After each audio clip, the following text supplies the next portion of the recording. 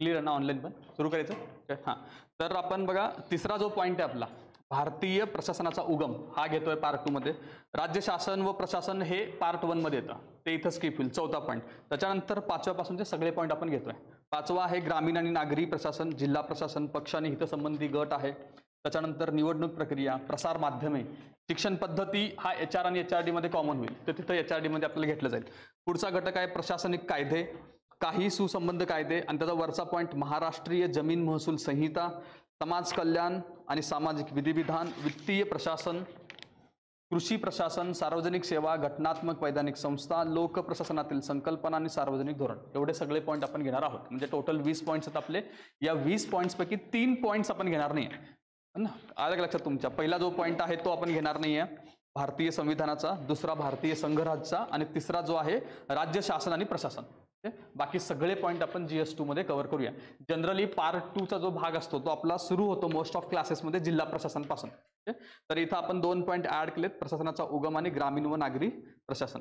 तर डायरेक्टली आज आपण जिल्हा प्रशासनाला सुरुवात करूया. ओके, फॉर्मॅट कसं असेल मी तुम्हाला थोडंफार सांगतो लेक्चरचं. आता तुमच्या समोर बघा ही माझी नोट्स आहे, हँड रिटन नोट्स, त्याचं आपण PDF बनवलेले आहेत. ओके, तो टॉपिक आपण सुरू करू. आज आपण सुरू करणार आहोत जिल्हा प्रशासन. करेक्ट आहे? तर हे जिल्हा प्रशासन आज आपण घेऊया. याच्या नोट्स तुम्हाला अवेलेबल करून दिल्या जातील. ऑफलाईन वाल्याला प्रिंट आउट दिले जातील आणि ऑनलाईन जे वाले आहेत तिथं जे बघतायत त्यांना PDF दिली जाईल. ओके, त्या टॉपिकची. ओके, आणि पहिल्यांदा आपण ज्या मी नोट्स काढलेले आहेत ते आपण डिस्कस करणार आहोत. त्याच्यानंतर प्रिव्हियस इयर क्वेश्चन्स बघायचे. ओके, कशा प्रकारचे प्रश्न आलेत वगैरे. ओके, आणि या ज्या नोट्स आहेत त्या मार्केटमधल्या जे काही पुस्तकं आहेत त्याच्या आधारावरती आहेत. आपण जे वाचतो याच्यामध्ये लक्ष्मीकांत सरांची दोन्ही पुस्तकं येतात. इंडियन कॉन्स्टिट्यूशनवरचं इंडियन पॉलिटी पुस्तक आहे, इंडियन गव्हर्नन्स पुस्तक आहे, किंवा बाकीचे 2 पुस्तकं खाटेकर सरांची किंवा अध्ययन सरांचं पुस्तक आहे, PYQ आहे. या सगळ्यांचं कंपॅरिझन करून केलेलं आहे. याच्यामध्ये आपण ऍड नंतर तुम्हाला देऊ करंटमध्ये काय चेंजेस झाले असतील तर. ते सगळ्या टॉपिकमध्ये नसणार आहेत. काही ठराविक टॉपिकमध्ये काही कायदे आपण बघणार आहोत, त्याच्यात काही चेंजेस झाले असेल तर तेवढे मी तुम्हाला प्रोव्हाइड करेन बाकीच्या गोष्टींची. तर ते क्लास संपेपर्यंत मी नोट्स बनवून तुम्हाला देईन.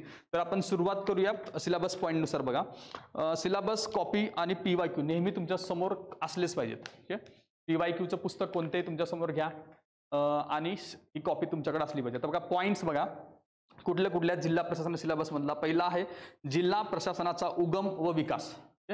आता मग आपण मुघल काळापासून बघतो, हे कुठल्याही पुस्तकामध्ये बघितले की मुघल काळापासून कसं प्रशासन चालायचं याच्यावरती प्रश्न आहेत, त्यामुळे तिथून आपण सुरुवात करू. पुढे जिल्हा अधिकारी म्हणजे डिस्ट्रिक्ट कलेक्टर बद्दल आहे, त्यांचे अधिकार आणि कार्य काय आहेत, जिल्हाधिकाऱ्यांची बदलती भूमिका कशी आहे, याच्यात काही खास पॉईंट्स नाही आहेत, फक्त 1991 नंतर काय चेंजेस झाले याच्याबद्दल आपण बघतोय. त्याच्यानंतरचा पॉईंट आहे उपविभागीय अधिकारी, म्हणजे आपल्या MPSC थ्रू भरली जाणारी डेप्युटी कलेक्टरची पोस्ट. ओके, पुढे आहेत तहसीलदार आणि त्याच्यानंतर आहेत तलाठी. या 4 अधिकाऱ्यांची आपण कार्ये आणि त्यांच्या भूमिका आपण बघणार आहोत. पुढे कायदा व सुव्यवस्था, याच्यामध्ये जिल्हा अधिकाऱ्याची भूमिका काय असते आणि जिल्हा पोलीस अधीक्षक म्हणजे SP ची भूमिका काय असते आणि नागरिकांचा काय संबंध येतो का, इतका हा सिलेबसचा पॉईंट आहे. हा 4 ते 5 मार्काला दरवर्षी येतो. ओके, आणि तसा कम्पॅरेटिव्हली हा सोपा टॉपिक आहे. आज आपण तो कव्हर करूया. 4 ते 5 प्रश्नामध्ये आपल्याला एखाद दुसरा थोडासा अवघड आला तर तो सोडून बाकीचे सगळे आपले कव्हर झाले पाहिजेत. ओके, तर आपण डायरेक्टली पॉईंटकडे जाऊया. एक तुम्हाला अजून एक सजेशन असेल की आता नेक्स्ट टॉपिक कुठला असेल वगैरे तुम्हाला जे टाइम टेबलनुसार कळेलच. ओके, त्याच्या आधी जर तुम्ही तो टॉपिक वाचून आलात, तुमच्याकडे कुठलं जे बेस पुस्तक आहे अजून बेस्ट तुम्हाला समजेल. ओके, म्हणजे तुमचं इथं अंडरस्टँडिंग चांगलं होईल. मग तुम्हाला डायरेक्टली या नोट्स वाचायचं, बाकीचं काहीच करायचं नाही. त्या नोट्स समोर ठेवायच्या, तुम्ही जे बेस पुस्तक वाचले त्यातलं काय एक्स्ट्रा ऍड करावं वाटलं तर तेवढं करायचं आणि तेच कंटिन्यू करायचं. पुन्हा पुस्तक वाचायची गरज पडणार नाहीये. ओके,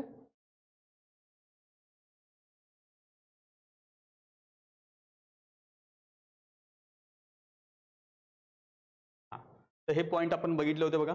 पुन्हा एकदा आपण पॉईंट्स डिस्कस करूया कुठले कुठले आहेत ते. जिल्हाधिकारी त्यांचा इतिहास आपण बघणार आहोत पहिल्यांदा.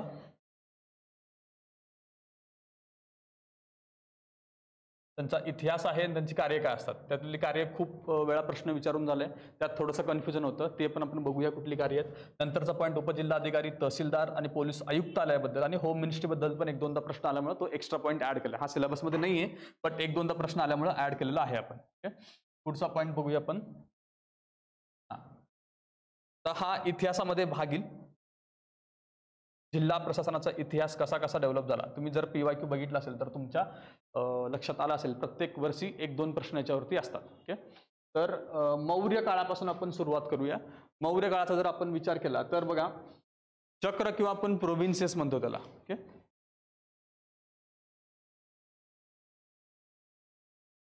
एकच मिनिट मी सायलेंट करून ठेवतो.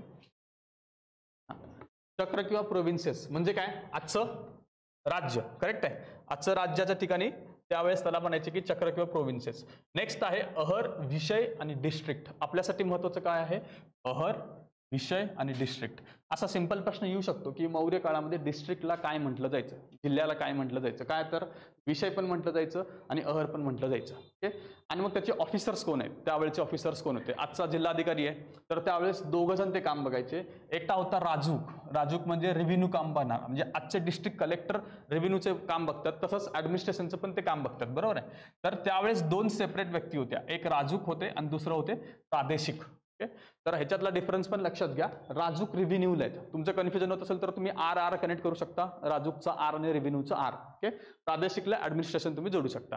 तर वरच्या बाजूला हा थोडासा फक्त इतिहासाच्या अँगलनं पण इम्पॉर्टंट आहे. प्रोव्हिन्सेस म्हणजे राज्य, आजचं आपण ज्याला राज्य म्हणतो ते, त्याला चक्र म्हटलं जायचं. आणि राष्ट्रपाल किंवा कुमार, कुमार म्हणजे जो राजकुमार असायचा, प्रिन्स असायचा, त्याच्याकडे ते दिलं जायचं. ओके, हे झालं मौर्य काळातलं. आता इथे थोडीशी क्ल्यू दिली बघा, तर काही काही ठिकाणी तुम्हाला क्ल्यू सापडतील. ओके, आणि ते लक्षात ठेवण्यासाठी दिलेलं आहे, तुम्ही तुमच्या पद्धतीने पण करू शकता.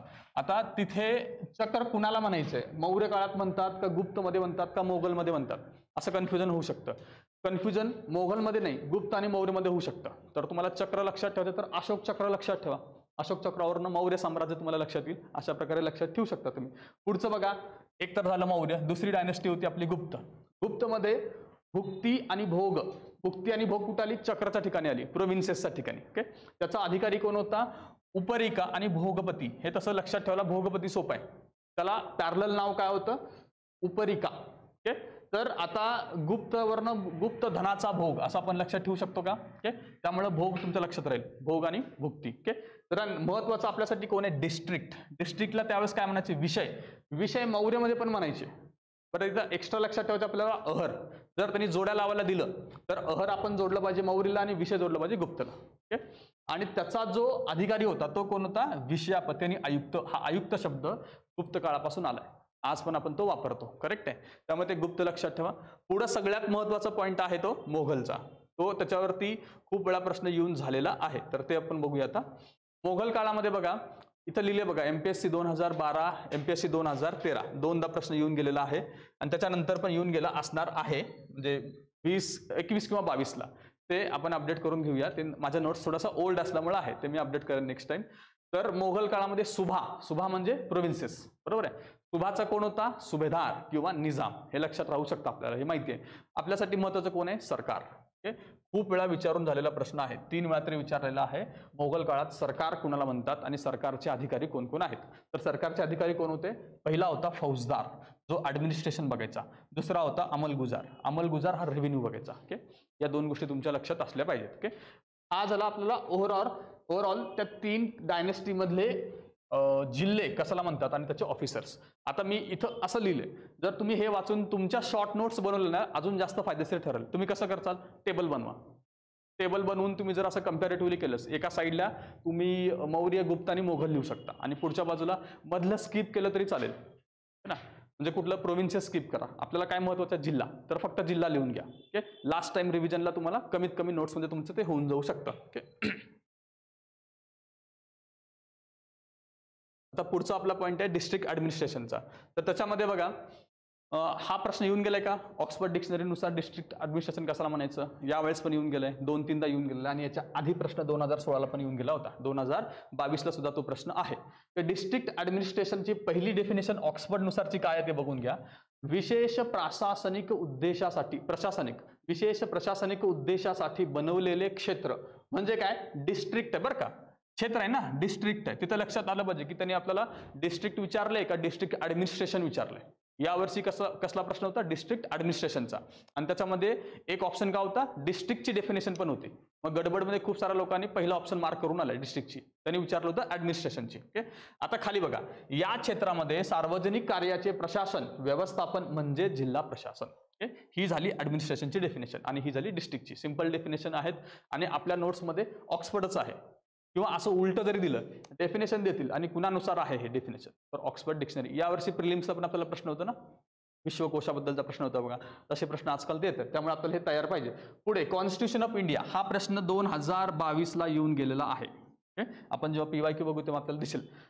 कॉन्स्टिट्यूशन ऑफ इंडिया COI जर लिहिलं ना त्याला कॉन्स्टिट्यूशन ऑफ इंडिया लक्षात ठेवा. सुरुवातीला फक्त आर्टिकल 233. ओके, आता याच्यामध्ये सगळ्यात इम्पॉर्टंट आर्टिकल आहे या चॅप्टर मधलं कॉन्स्टिट्यूशनचं. जिल्हा या संज्ञेचा उल्लेख जिल्हा न्यायाधीश म्हणून होता. प्रश्न काय होता की खालीलपैकी कोणत्या दोन गोष्टी आपल्या कॉन्स्टिट्यूशन मध्ये आहेत? ओके, तर एका असं दोन गॅप दिले होते, त्यांनी दोन डॅश दिले होते. एकामध्ये 233 आणि एकामध्ये जिल्हा न्यायाधीश अपेक्षित होतं. ओके, तो प्रश्न बघू आपण, तुम्हाला कळेलच.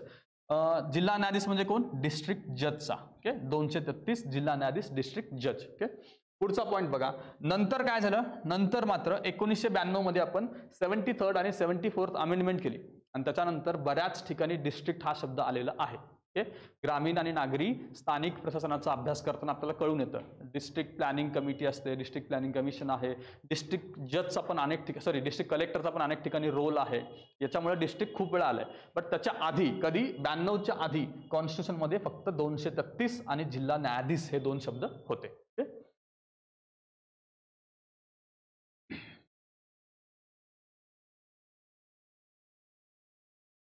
क्लिअर दिसत नसेल तर सांगा, मी थोडंसं झूम इन करतो परत. पुढचा बघा, जिल्ह्याच्या भौगोलिक हद्दीत कार्यरत असलेल्या लोक प्रशासनाचा भाग म्हणजे जिल्हा प्रशासन. SS खेरा महत्वाची व्यक्ती आहे. सचिव आपण टॉपिक पुढे बघणार आहोत आणि डिस्ट्रिक्ट ऍडमिनिस्ट्रेशनचा टॉपिक आहे. याच्यामध्ये यांचा अभ्यास खूप चांगला असल्यामुळे यांचं काय मत आहे याचा आपण अभ्यास करतो वेळोवेळी. तर अशी डेफिनेशन दिली, जिल्ह्याच्या भौगोलिक हद्दीत कार्यरत असलेला लोक प्रशासनाचा भाग म्हणजे जिल्हा प्रशासन. तर हे कुणाची डेफिनेशन आहे? SS खेरा. कन्फ्युजन नाही झालं पाहिजे. ऑक्सफर्डची डेफिनेशन वेगळी आहे. ऑक्सफर्डमध्ये आधी क्षेत्र सांगितलं आणि त्याचं प्रशासन त्यांनी सांगितलं होतं. इथं यांनी काय सांगितले? लोक प्रशासन हा वेगळा शब्द आहे. इथं सुद्धा तुम्ही काय करू शकता? टेबल बनवू शकता आणि एक एक शब्द घेऊ शकता का? लोक प्रशासन हा शब्द आला की SS खेराला जोडायचंय. पुढे, मोगलांच्या काळात जिल्ह्याला सरकार म्हटले जात तर त्याचा प्रमुख फौजदार होता. हे का लिहिलेलं आहे? हे प्रिव्हियस इयर क्वेश्चन मध्ये येऊन गेलेले पॉईंट असल्यामुळे ते लिहिलेलं आहे. करेक्ट आहे. तर आपण बघितलेलं पण आहे, पुन्हा रिपीट झालं, हे लक्षात ठेवा, जास्त महत्वाचं हे. ओके, ऑक्सफर्डची डिक्शनरीची डेफिनेशन आणि SS खेरांची डेफिनेशन. आता पुढे ब्रिटिश कालखंडात काय काय डेव्हलपमेंट झाली आपण ते बघूया. पहिल्यांदा बघा, हा प्रश्न किती वेळा येऊन गेलाय बघा इथे. 2013, 14, 15, 16, 19 आणि यावर्षी पण 22 ला पण तो प्रश्न आहे. ओके, ही एक तुम्ही सवय फॉलो केलात ना, तुम्ही जेव्हा कुठलीही पुस्तकं किंवा नोट्स वाचता, पुस्तक वाचत असताना जर साईडला लिहून ठेवलं की कधी येऊन गेलेले, मेन्स यावेळेस येऊन गेलं, आपलं लक्ष लगेच फोकस होतं आणि आपण ते नीट व्यवस्थित वाचतो. कधी कधी आपण कंटाळा करत वाचत असतो, तेव्हा हे जर लिहून ठेवलं तर ते पेज किती महत्त्वाचं आहे ते आपल्याला लक्षात येऊ शकतं. आता 1772 हे तोंडपाठच पाहिजे आपल्याला. 1772. ओके, इथं काय झालं? वॉरन हेस्टिंग्स याने महसूल गोळा करण्यासाठी कलेक्टर हे पद निर्माण केले. ओके, वॉरन हेस्टिंग्सने केलेलं आहे. म्हणजे दोन गोष्टी कुठल्या आहेत? 1972 आणि वॉरन हेस्टिंग्स, या दोन गोष्टी लक्षात ठेवायच्या. ओके, पुढे आता 72, 73, 74 असं कन्फ्युजन होऊ शकतं बरं का. तर तुम्ही ते कसं लक्षात ठेवता तुम्ही लक्षात ठेवा. ते त्याकडे काही टेक्निक असेल तर ते लिहून ठेवू शकता. त्याच्या पुढे काय झालं? 1887, हे सुद्धा वर्ष महत्वाचं आहे. इथे काय झालं? कलेक्टरकडे महसूल गोळा करण्यासोबत लॉ अँड ऑर्डर, सिव्हिल आणि क्रिमिनल जस्टिसची जबाबदारी देण्यात आली. इथं काय होता? फक्त महसूल गोळा करायचा ना, तो कलेक्टर, नावच कलेक्टर होता. पुढे मात्र त्याकडे लॉ अँड ऑर्डरची जबाबदारी दिली आणि सिव्हिल आणि क्रिमिनल जस्टिस पण दिलं. आजचे जे डिस्ट्रिक्ट जज काम करतात ते पण त्याच्याकडे काम दिलं होतं. त्यामुळे कलेक्टर खूप पॉवरफुल झाला ना. Collector becomes powerful when 1787. लक्षात ठेवायचं, पॉवरफुल झाला तो 1787 ला. ओके, त्याच्यामुळे त्याला लिटल नेपोलियन म्हटलं जात होतं. असं पण येऊ शकतो ना, कलेक्टर असं येऊ शकतं की लिटल नेपोलियन कुणाला म्हटलं जातं? ऑप्शन आहे जिल्हाधिकारी, सचिव आहेत किंवा अजून काही मुख्य सचिव आहेत, असं ऑप्शन येतील. तर कलेक्टरला म्हणतो आपण. का बरं म्हणतो? तर 87 ला त्याला हे सगळे बाकीचे पॉवर्स दिले होते. ओके, पुढचा घटक आहे कॉर्नवॉलिसच्या काळातला. ओके,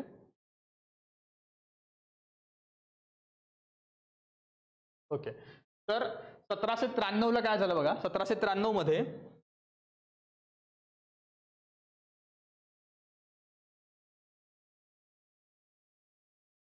वरती गेला का तो पॉईंट?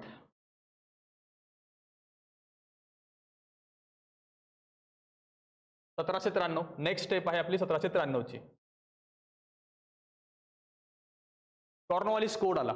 आता कॉर्नवॉलिसने काय केलं, एक्झिक्युटिव्ह आणि ज्युडिशियल फंक्शन वेगळे केले त्यांनी. त्याच्या काळामध्ये दोन्ही फंक्शन्स वेगळे झाले. कधी झाले? 1793चे. हे डेट्स लक्षात ठेवा बरं का, खूप वेळा येऊन गेलेले आहेत. ओके, त्याच्यामुळे हे थोडं कन्फ्युजन होऊ शकतं.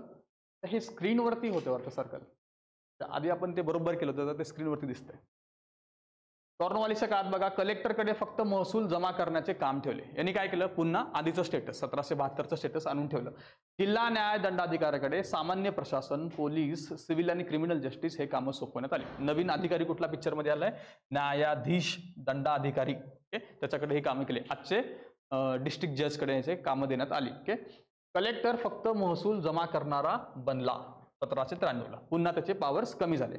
तर त्याच्यानंतर विल्यम बेंटिंग आले. कधी आहे विल्यम बेंटिंगचा काळ? बघा, 1831चा विल्यम बेंटिंगचा काळ आहे.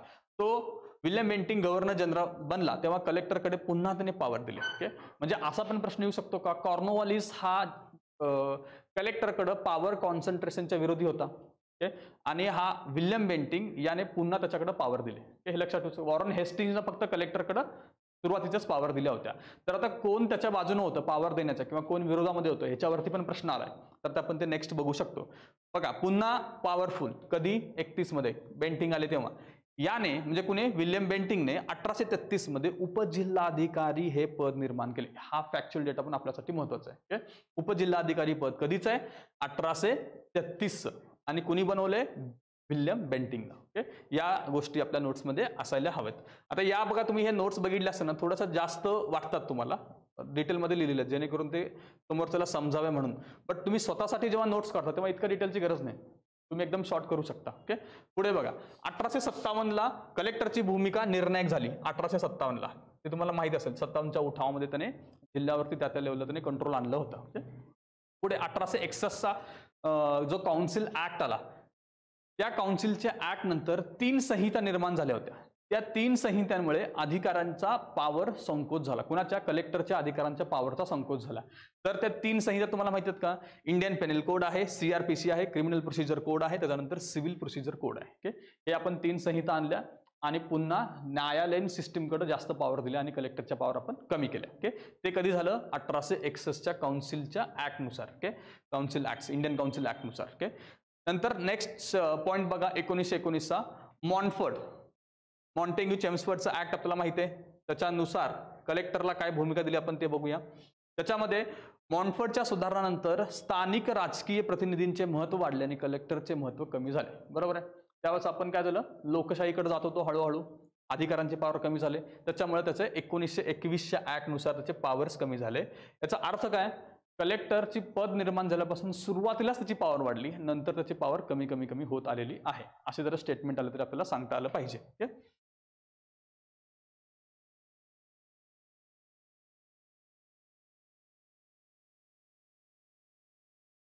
ओके, पुढचा पॉईंट बघा, स्वातंत्र्योत्तर कालखंड. ओके, त्याच्यामध्ये काय काय झालं? समुदाय विकास कार्यक्रम, आपण त्याला काय म्हणतो? Community development program. ओके, कलेक्टरला खास रोल नव्हता. सुरुवातीला त्याला कसलाच खास रोल दिला नव्हता. कारण त्याचं माहिती आहे ना तुम्हाला, सुरुवातीच्या ज्या नेत्यांचं होतं त्यांचं अधिकारांची पॉवर कमीच करत होते त्यांना. नेहरूंचं तर म्हणणं होतं की आपल्याला सिस्टीमच बदलूया आपण. ओके, खाली नॅशनल एक्सटेन्शन प्रोग्राम, हे दोन्ही प्रोग्राम एका पाठोपाठ आले होते. मला वाटतं वरचा आहे 1952 आणि खालचा आहे तो 1953चा. ओके, याच्यामध्ये मात्र नॅशनल एक्सटेन्शन प्रोग्राम मध्ये मात्र त्याला प्रमुख रोल दिला होता. तर हे जे स्टेटमेंट्स आहेत ना, हे लक्ष्मीकांत सरांच्या पुस्तकात आहेत आणि आयोगाचा पॅटर्न असतो डायरेक्टली स्टेटमेंट उचलून टाकणं. त्यामुळे असे स्टेटमेंट आपल्याला माहिती पाहिजेत. आता इथं तो उलटा करू शकतो. ओके, आपल्याला लक्षात काय ठेवायचं? आधीच्या समुदाय विकास कार्यक्रमात रोल नव्हता, बट नॅशनल एक्सटेन्शन सर्व्हिस मध्ये मात्र त्याचा रोल वाढला. ओके, पुढचा पॉईंट बघा, बलवंतराय मेहता समिती आपली आहे. ओके, ही समिती कशासाठी होती? त्या वरच्या कार्यक्रमांचा फेल्युअर काय येत आहे हे त्यांना चेक करायचं होतं. ही नागरी किंवा ग्रामीण प्रशासनाशी संबंधित नव्हती. नंतर त्यांनी सजेशन दिले होते एवढंच. ओके, त्याच्यामध्ये बघा, कलेक्टर हा झेडपीचा अध्यक्ष असावा अशी शिफारस बलवंतराय मेहता यांनी केली होती. जिल्हा परिषदचा अध्यक्ष त्याला करा असं त्यांची शिफारस होती आणि एक्झॅक्ट उलटी अशोकराव मेहतांची होती. ओके, खाली बघा, महाराष्ट्रात वसंतराव नाईक समिती बनली होती. हा प्रश्न प्रिलिम्सला पण येऊन गेला, जो की कॅन्सल होणार आहे, आपण बघितलं. तो कलेक्टरला झेडपी पासून विभक्त करा. कारण आपण काय केलं, डेव्हलपमेंट आणि रेव्हेन्यू किंवा ऍडमिनिस्ट्रेशन कॅडरला वेगळं करण्याचा प्रयत्न केला. त्यामुळे या तिघांचे मत काय काय होते, म्हणजे वरचा कार्यक्रम आणि खालच्या दोघांच्या मत काय होते आपल्याला माहिती असलं पाहिजे. ओके, कलेक्टरच्या रोल बद्दल हे 3 घटक आहेत, आपण ते बघितलं. तर पुढचा मुद्दा बघूया आपण. आता काही कॉन्फरन्स आहेत बघा, इथं 2 कॉन्फरन्स तुम्हाला दिसतात. एक आहे बेंगलोर कॉन्फरन्स आणि एक आहे हैदराबाद कॉन्फरन्स. ओके, आता या 2 कॉन्फरन्सचा संबंध कलेक्टरशी आहे म्हणून आपण तिथे घेतलेला आहे. काय म्हणलंय तर बघा, डेव्हलपमेंट आणि कलेक्टर यांचा, कलेक्टरचा रोल संबंधित कॉन्फरन्समध्ये आपण डिस्कस केलेला आहे की डेव्हलपमेंटमध्ये कलेक्टरचा रोल काय असला पाहिजे याच्या संबंधित 2 कॉन्फरन्स झाल्या होत्या. त्याच्यातली पहिली कॉन्फरन्स 1960 ला झाली, बेंगलोर कॉन्फरन्स आपण त्याला म्हणतो. बेंगलोर ऑफिसर्स कॉन्फरन्स पण त्याला म्हटलं जातं.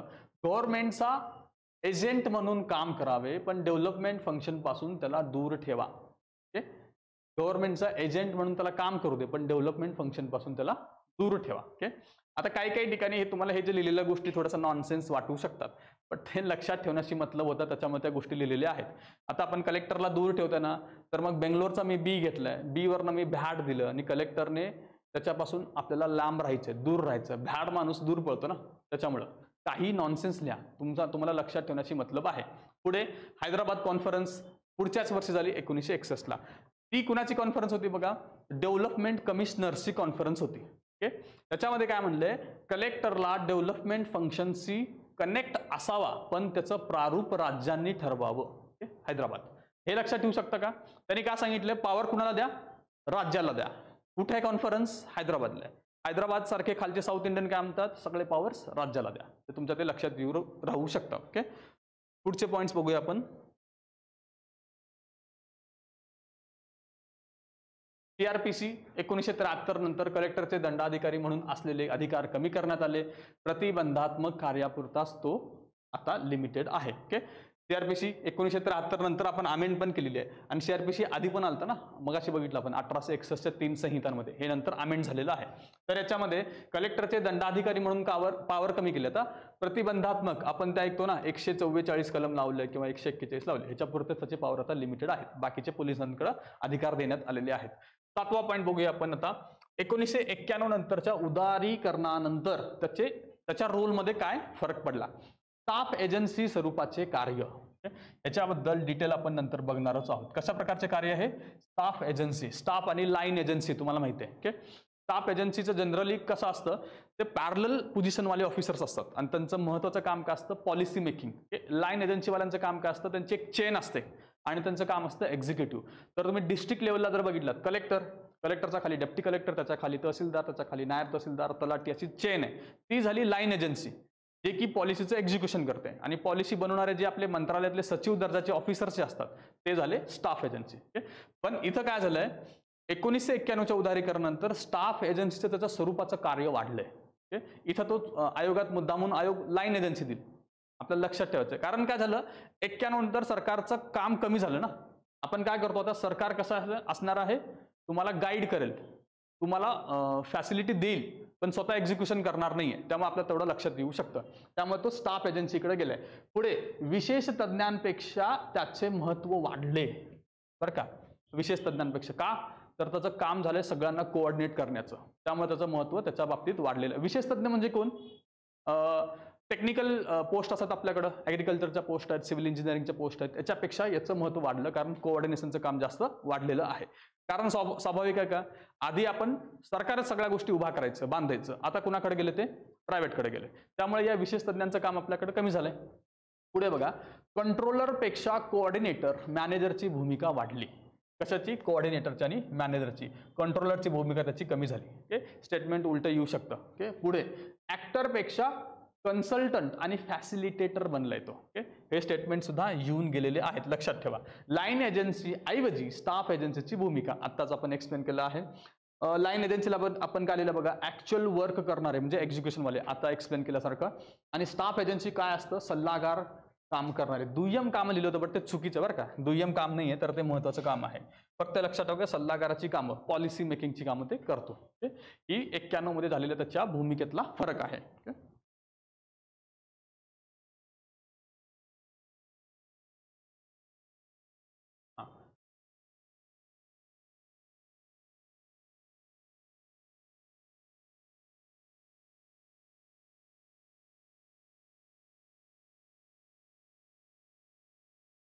ब्रिटिश काळातील 4 प्रकारचे जिल्हा प्रशासन आपण बघूया. आता कुठले कुठले 4 प्रकारचे होते बघा. पहिलं होता बेंगॉल फॉर्म म्हणतो आपण त्याला. बेंगॉलच्या बाजूचं जे ऍडमिनिस्ट्रेशन होतं तो म्हणजे बेंगॉल फॉर्म मधले आले. दुसरं आहे मनरोचा फॉर्म, तिसरा आहे डेक्कन फॉर्म आणि चौथा आहे दिल्ली फॉर्म. ओके, तर याचा जोडा लावायला सुद्धा येऊ शकतं किंवा तुम्हाला बाकीच्या गोष्टी सुद्धा इथं माहिती असल्या पाहिजेत. तर त्या कुठल्या कुठल्यात आपण 1 बाय 1 बघूया. कॉर्नवालिसचा बेंगॉल कोणाचा असणार आहे? ऑफकोर्स कॉर्नवालिस आहे, आपल्याला माहिती आहे. तर हे कॉर्नवालिसचं होतं. दुसरं मनरोचं मनरो माहिती आहे आपल्याला. आणि डेक्कनमध्ये आपल्याकडे कोणी केलं होतं? एल्फिन्स्टन केलं होतं. आणि दिल्लीचं कोण आहे बघा? चार्ल्स मेटकाफ आहे. हे एकच तुम्हाला थोडंसं वेगळं वाटू शकतं, बाकीचे तुम्हाला माहिती आहे. आता खाली बघूया. बेंगॉल फॉर्ममध्ये कॉर्नवालिसने काय केलं होतं? विगच्या विचारावरती आधारित, विग नावाचा त्यावेळचा एक विचारवंत होता, त्याच्या आधारावरती त्यांनी ही बेंगॉल फॉर्म डिस्ट्रिक्ट ऍडमिनिस्ट्रेशनची सिस्टीम आणली होती. त्याच्यामध्ये काय होतं? डिव्हिजन ऑफ पॉवरला जास्त महत्व होतं. ओके, कॉर्नवालिस आपण बघितलं, कॉर्नवालिस थेरीमध्ये त्यांनी पॉवर कमी केली होती, बरोबर आहे. तर मेकॉले देखील याच मताचा होता. म्हणजे डिव्हिजन ऑफ पॉवरच्या मताचे कोण होते? मेकॉले झाला आणि आपला हा कॉर्नवालिस झाला. हे दोघं जण होते. म्हणजे हे काय करायचे? कलेक्टरचं पॉवर कसं कमी करता येईल हे बघणारे होते. ओके, पुढे आपण जाऊया मनरोकडे. मनरोनं काय केलं बघा? कॉन्सन्ट्रेशन ऑफ पॉवर केले. त्याने एक्झॅक्टली उलट केले. एल्फिन्स्टनच्या काळात एल्फिन्स्टननं मनरोलाच फॉलो केलं होतं. ओके, म्हणजे काय झालं? Concentration of power. ओके, पुढचा दिल्ली फॉर्म चार्ल्स मेटकाफ, त्याच्यात थोडंसं वेगळं होतं. त्याची जी सिस्टीम होती त्याला म्हणतात की पॅटर्नलिस्टिक किंवा बेनव्होलंट अप्रोच. ओके, म्हणजे काय खाली दिलं बघा? बिगर नियमन किंवा स्वतंत्र ग्राम व्यवस्था. म्हणजे याचं म्हणणं काय होतं की आधी जी ग्राम व्यवस्था अस्तित्वात होती ती तशीच असू द्या.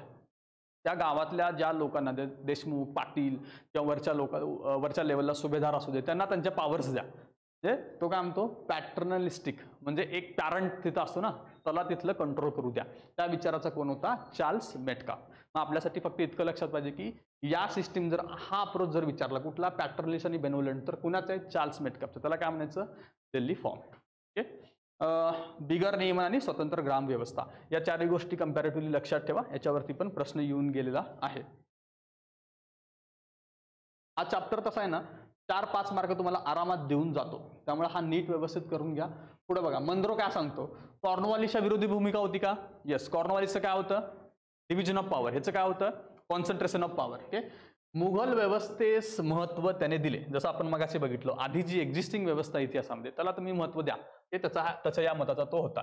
पुढे ग्रामपंचायतींना त्याने अधिकार दिले आणि त्याने इतके अधिकार दिले, त्याच्यात न्यायिक अधिकार पण त्याने समाविष्ट केले होते. ओके, न्यायालयीन अधिकार पण त्याने दिले होते. ओके, पुढचा आहे म्हणजे आज आपल्याकडे खाप पंचायती नावाचा प्रकार आहे बघा अजून पण.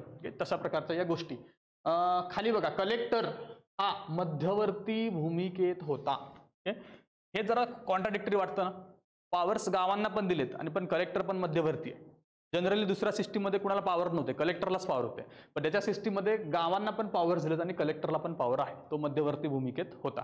कॉन्सन्ट्रेशन पॉवर पण आपण बघितलं. पण हे दोन्ही स्टेटमेंट कॉन्ट्राडिक्टरी वाटतात म्हणून तुम्हाला एक्सप्लेन केलं. पुढे बघा, कलेक्टरकडे काय होतं? कार्यकारी अधिकार होतेच, सिव्हिल आणि क्रिमिनल जस्टिस बाबतचे पण अधिकार त्याला दिले होते. ओके, हे कोणत्याला अधिकार दिले होते? मगाशी आपण लिस्टमध्ये बघितलं, आठवतंय का? 1787 त्याला पॉवर दिली होती आपण.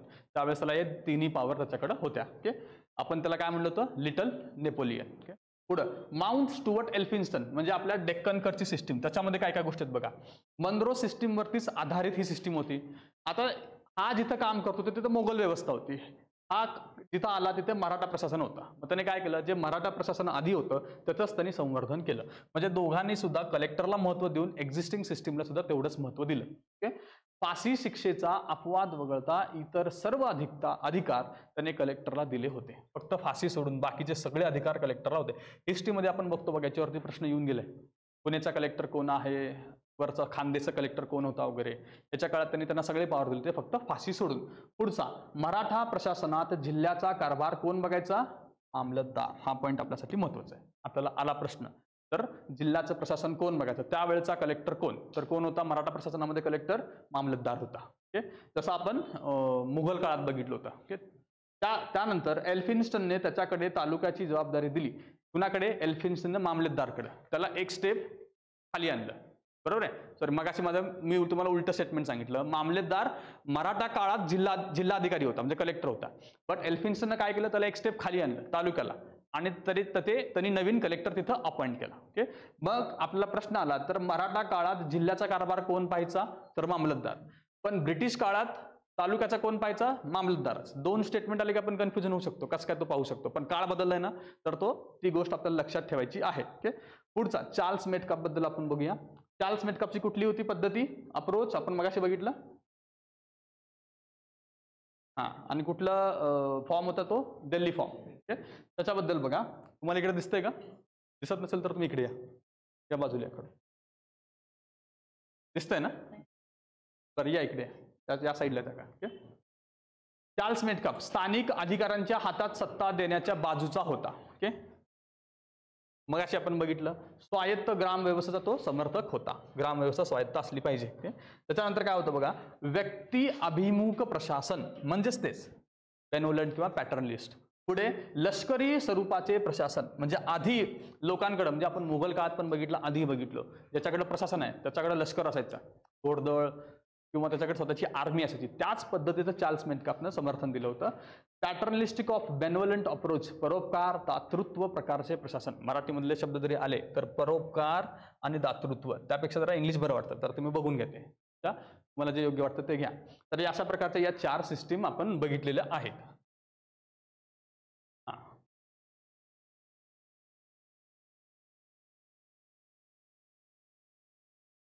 आता ही एक व्यक्ती आहे, कोण आहे, सेसिल बीडन. ओके, यांच्याबद्दलचं आपण बघूया. पौरात्य शासनाचा सिद्धांत, कुठली थेरी आहे, theory of eastern administration. Theory of eastern administration कोणी मांडली आहे, हा प्रश्न विचारला जाऊ शकतो. त्यांना इकडे येऊ दे, इकडे दिसणार नाही, या बाजूला बसा. पौरात्य शासनाचा सिद्धांत कोणाचा आहे, सेसिल बीडनचा. एकच मिनिट.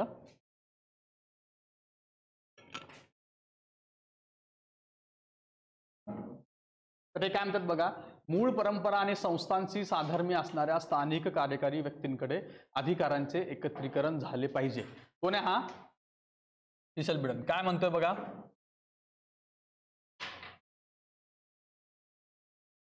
मूळ परंपरा आणि संस्थांशी साधर्म्य असणाऱ्या स्थानिक कार्यकारी व्यक्तींकडे अधिकारांचे एकत्रीकरण झाले पाहिजे. कुणासारखं मत आहे, आतापर्यंत आपण बघितलं 4 सिस्टीम बघितल्या, त्यातला कोण आहे, चार्ल्स मेटकाप आहे. ओके, चार्ल्स मेटकापची थेरी याच्यावर आधारित होती. ओके, तर याची ही the theory of eastern administration आहे. व्यक्तिभिमुख शासन, पुन्हा खाली लिहिलं बघा, चार्ल्स मेटकाप, त्याने इथून ही थेरी घेतली होती. जर आपल्याला असा प्रश्न आला की चार्ल्स मेटकाप कुणाकडून प्रेरित झाला होता, तर हे आपल्याला लिहिता आलं पाहिजे, सेसिल बीडनच्या थेरी ऑफ ईस्टर्न ऍडमिनिस्ट्रेशन. याच्यामध्ये काय, याच्या मताशी कोण सहमत होतं बघा, एक होता लॉर्ड डलहौसी आणि दुसरा होता लॉर्ड कॅनिंग. हे दोघं सुद्धा त्याच्याशी सहमत होते. ओके, नेक्स्ट आता आपण बघूया. आता हा मगाशी जसं मी तुम्हाला सांगितलं बघा, तुम्ही असं चार्ट्स बनवत जा, ते मी बनवलं होतं म्हणजे माझ्या रिव्हिजनच्या वेळेस. मौर्य डिस्ट्रिक्टला अर म्हणतो, गुप्त काळात विषय म्हणतो, मुघल काळात सरकार म्हणतो, मराठी काळात काय म्हणतात हे मला कुठं सापडलं नाही. तुम्हाला कुणाला सापडलं तर मला पाठवून द्या. अधिकारी आपल्याला माहित आहे, बट जो डिस्ट्रिक्ट आहे, एरिया आहे, त्याला काय म्हणायचं हे माहिती नव्हतं. ते पुढे मौर्य काळामध्ये कोण होता, ऑफिसर्स कोण होते, राजूक आणि प्रादेशिक. गुप्त काळात कोण होते, आयुक्त किंवा विषयापती. मुघल काळात फौजदार होता आणि अंमलगुजार होता. आता दोन्ही असं येणार नाही बरं का, फौजदार आणि अंमलगुजार दोन्ही येणार नाही, आलं तर तो कॅन्सल होईल. बट फर्स्ट की नुसार काही ना काही उत्तर देतील, तर तेव्हा आपण फौजदार लिहून जायचं. ओके, मुघल काळामध्ये सरकारचा अधिकारी कोण होता, फौजदार. ओके, मराठा काळात कोण होता, मामलेदार. ओके, आणि तो नंतर कुठला अधिकारी झाला, कुठल्या स्थानाचा अधिकारी झाला, तो तालुका लेवलचा. तर अशा प्रकारचे जर तुम्ही आता हे नोट्स तुम्हाला जेव्हा येतील ना, तुम्ही एखाद्या एक्स्ट्रा पेज मध्ये जोडून टाकलं तर तुमच्या नोट्सचे 10-12 पानाच्या 2च पेज मध्ये होऊन जातील. तुमचं रिव्हिजन फास्ट होऊन जाईल. खाली काही नाही आहे ना,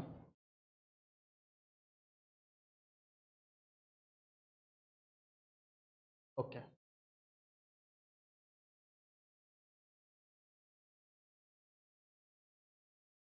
कलेक्टर ऑफिस, एमपीएससी 2017ला पण प्रश्न येऊन गेलेला आहे. ओके, कलेक्टर ऑफिस बद्दलचा प्रश्न आहे बघा.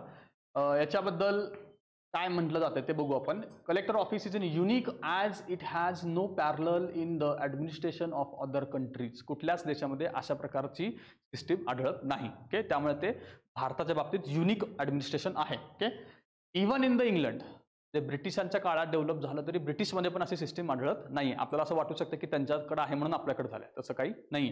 ओके, कारण नाही, कारण कलेक्टर कोण होता ब्रिटिश काळामध्ये, त्याला कधी काळी त्या जिल्ह्याचा राजा म्हणायचे. बरोबर आहे. आणि ते राजा सिस्टीम त्यांनी आपल्याकडेच आणणार आहे. त्यांच्याकडे आणतील का? त्यांच्याकडे तर खरी लोकशाही होती, तिकडे काही चाललं पण नसतं. त्याच्यामुळे त्यांनी आपल्याकडे मुद्दामून ते डेव्हलप करून गेले. आज आपण कौतुक करतो, पण ठीक आहे. पुढचा बघूया. फ्रान्समधलं ऑफिस ऑफ प्रेफेक्ट, हे लक्षात ठेवा, हे खूप वेळा विचारून गेले बरं का. फ्रान्समधला ऑफिस ऑफ प्रेफेक्ट ती कलेक्टर ऑफिसचे थोडे साधर्म्य आहे. त्यांच्याकडे सुद्धा एक कलेक्टर आहे, पण त्याला प्रेफेक्ट म्हणतात. Okay, office of prefect. पुढे आपण बघूया. कलेक्टर विषयी काही लोकांनी काही मतं सांगितलेली आहेत. ह्याच्याबद्दल प्रश्न खूप वेळा येऊन गेलेला आहे. ही मतं कुणाची आहेत, काय आहेत, आपण त्याचा बघूया. बघा, नागरिकांच्या दृष्टीने जिल्हाधिकारी म्हणजे सरकार. कोणी म्हणलं असं? सायमन आयोगाचं ते मत आहे. ओके, पुढचा मुद्दा बघा. भारत सरकार रूपी हत्ती जिल्हाधिकार रूपी कासवाच्या पाठीवर उभा आहे. Ramsay McDonald. ओके, MPSC 2019 ला त्याच्यानंतर पण एकदा आलेला आहे, तुम्ही बघून घ्या तो. काय म्हटलं त्यांनी? भारत सरकार रूपी हत्ती जिल्हाधिकारी रूपी कासवाच्या पाठीवरती उभा आहे. ओके, येथे लक्षात तुम्हाला हत्ती, कासव, रॅम्से मॅकडॉनल्ड तुम्ही जोडू शकता. पुढचा मुद्दा बघा. लॉर्ड वेव्हल काय म्हणतात? English will be remembered not by this institution nor that by the ideal left behind in the form of office of district collector. आम्हाला लोक लक्षात ठेवतील ते कलेक्टरच्या सिस्टीममुळं, असं कुणाचं मत आहे? लॉर्ड वेव्हलचं. ओके, आपले शेवटचे म्हणजे त्याच्या आधीचे गव्हर्नर जनरल. कलेक्टर, आता हा पण प्रश्न येऊन गेला बघा MPSC 2017 ला. काय म्हणतात कलेक्टर बद्दलचं? Cold hopping collector. Okay, man of all purpose. कोण म्हणलंय? फिलिप वुडरफचं मत आहे. फिलिप वुडरफ यांचं ते मत आहे, कोल्ड होपिंग कलेक्टर. ओके, तर पुढे बघूया. Collector is the eye of the government and its tongue. Ramsay MacDonald. पुन्हा एकदा ना, ते आधी इथं प्राण्यांची उपमा दिली, इथं अवयवांची उपमा दिली आहे. तर रॅम्से मॅकडॉनल्ड तुमच्या लक्षात राहायला पाहिजेत. हा 2016 ला पण प्रश्न येऊन गेलेला आहे. आता जर नवीन एखादा व्यक्ती येऊ शकतो का? जसं आता आपण हे आपल्या पुस्तकातली आहेत ना, आपण जे पुस्तकं वाचतो हे सोडून अनेक काही पुस्तकामध्ये असं कोणीतरी काहीतरी वेगळं म्हणलेलं असणार आहे. तुम्हाला जर कुठल्या एक्झाममध्ये आपले MPSCचे मेन सोडून दुसरीकडे कुठं सापडलं की ते लगेच तुम्ही इथं ऍड करून घ्यायचं. समजा परत आले तर मिस होणार नाहीये. आता बघा, डिस्ट्रिक्ट कलेक्टरची नावं काय काय आहेत? एक नाव आहे त्याचं डेप्युटी कमिशनर. ओके, आणि दुसरं नाव आहे डिस्ट्रिक्ट मॅजिस्ट्रेट. ओके, आता डिस्ट्रिक्ट कमिशनर कुठं कुठं म्हणतो आपण बघा? कर्नाटक, खालचा आहे आसाम, पंजाब, हरियाणा, जम्मू काश्मीर. ओके, आता हे लक्षात ठेवण्यासाठी काय तुम्ही लिहू शकता तुमच्या पद्धतीने. मी काय लिहिलं होतं? KPHAJK म्हणजे खफा काश्मीर. काश्मीर खफा आहे, जब से हिंदुस्तान में आया तब से खफा आहे. तर तुम्ही लक्षात ठेवू शकता. ह्याचा फुल फॉर्म तुम्ही घेतला तर तुम्हाला हे सगळं कळेल. कर्नाटक, आसाम, पंजाब, हरियाणा आणि जम्मू काश्मीर. तर डिस्ट्रिक्ट मॅजिस्ट्रेट कुठं म्हणतो आपण? एक आहे UP आणि दुसरा आहे वेस्ट बेंगल. तर ते लक्षात ठेवला. खाली बघा, मॅजिस्ट्रेट म्हणतो ना, तर M फॉर ममता वेस्ट बेंगॉल आणि दुसरा M घ्या मायावतीचा UP. तर तुमचं ते लक्षात राहिलं, काय करता कन्फ्युजन होणार नाही.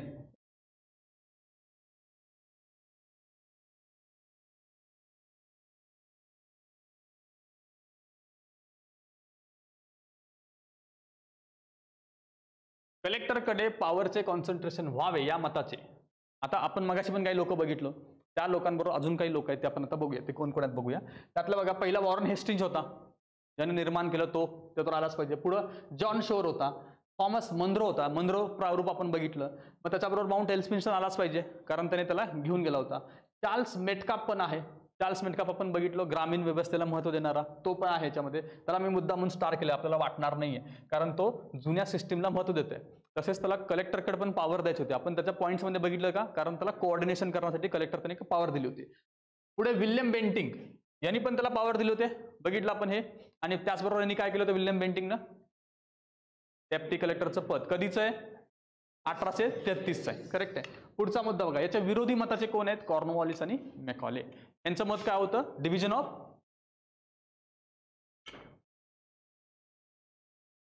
नेक्स्ट बघा, आता कलेक्टरची कार्य बघूया आपण, 1 बाय 1 कार्य बघूया.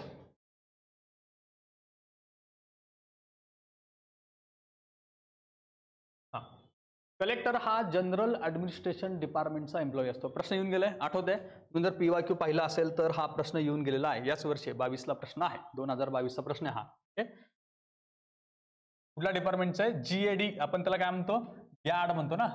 आपण जेव्हा एक्झाम पास होऊन जाऊ तेव्हा आपली अपॉइंटमेंट असो, ट्रेनिंग असो, ट्रान्सफर असो, सगळं कोण बघतं? General administration. कुणाकडे असतं? CM कडे असतं ते. ओके, तर जनरल ऍडमिनिस्ट्रेशनचा तो एम्प्लॉई आहे. त्यांनी ऑप्शनमध्ये काय टाकले होते? रेव्हेन्यू, किंवा अजून काही बाकीचे टाकले होते त्यांनी असे, पण आपल्याला कळलं पाहिजे खूप साऱ्या लोकांनी रेव्हेन्यू टाकलंय. ओके, ऑब्जेक्शन पण घेतलं होतं, पण त्यांनी काय ठेवलंय, गॅडस कंटिन्यू केलेलं आहे. पुढे टॅक्स कलेक्ट करणे हे त्याचे प्रथम कार्य आहे. नावातच नाही, कलेक्ट, टॅक्स कलेक्ट करणं. पुढे थ्रू बोर्ड ऑफ रेव्हेन्यू किंवा रेव्हेन्यू ट्रिब्युनल्स एक सिस्टीम आहे. पहिली एक सिस्टीम आहे रेव्हेन्यू बोर्ड कडनं कलेक्ट करतो तो. दुसरी एक सिस्टीम आहे थ्रू द फायनान्शियल कमिशनर. अशा दोन प्रकारच्या system through collector tax collect करतो. तर त्यातली पहिली सिस्टीम कुठे आहे बघा, महाराष्ट्र आणि गुजरात. असा प्रश्न येऊ शकतो.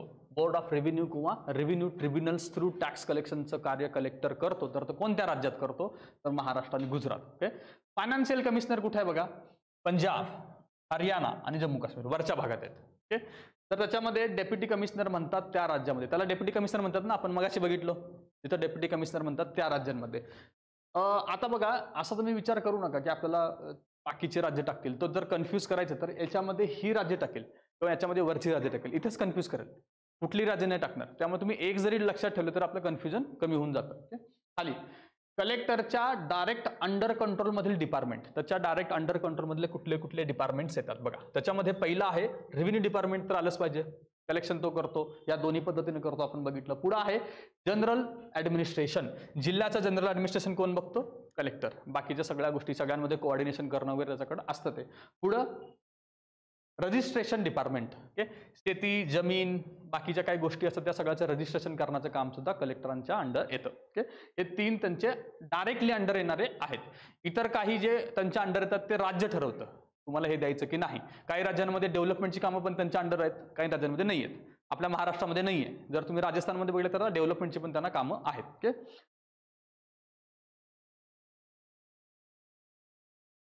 हा पेपर थोडासा विचित्र असतो बरं का. तर यातला तुम्हाला प्रत्येक डेटा पाठ पाहिजे. 2022 जरा पेपर बघा, केवढा फॅक्च्युअल प्रश्न होता. हे 100 क्रॉस करणं सुद्धा मुश्किल होतं.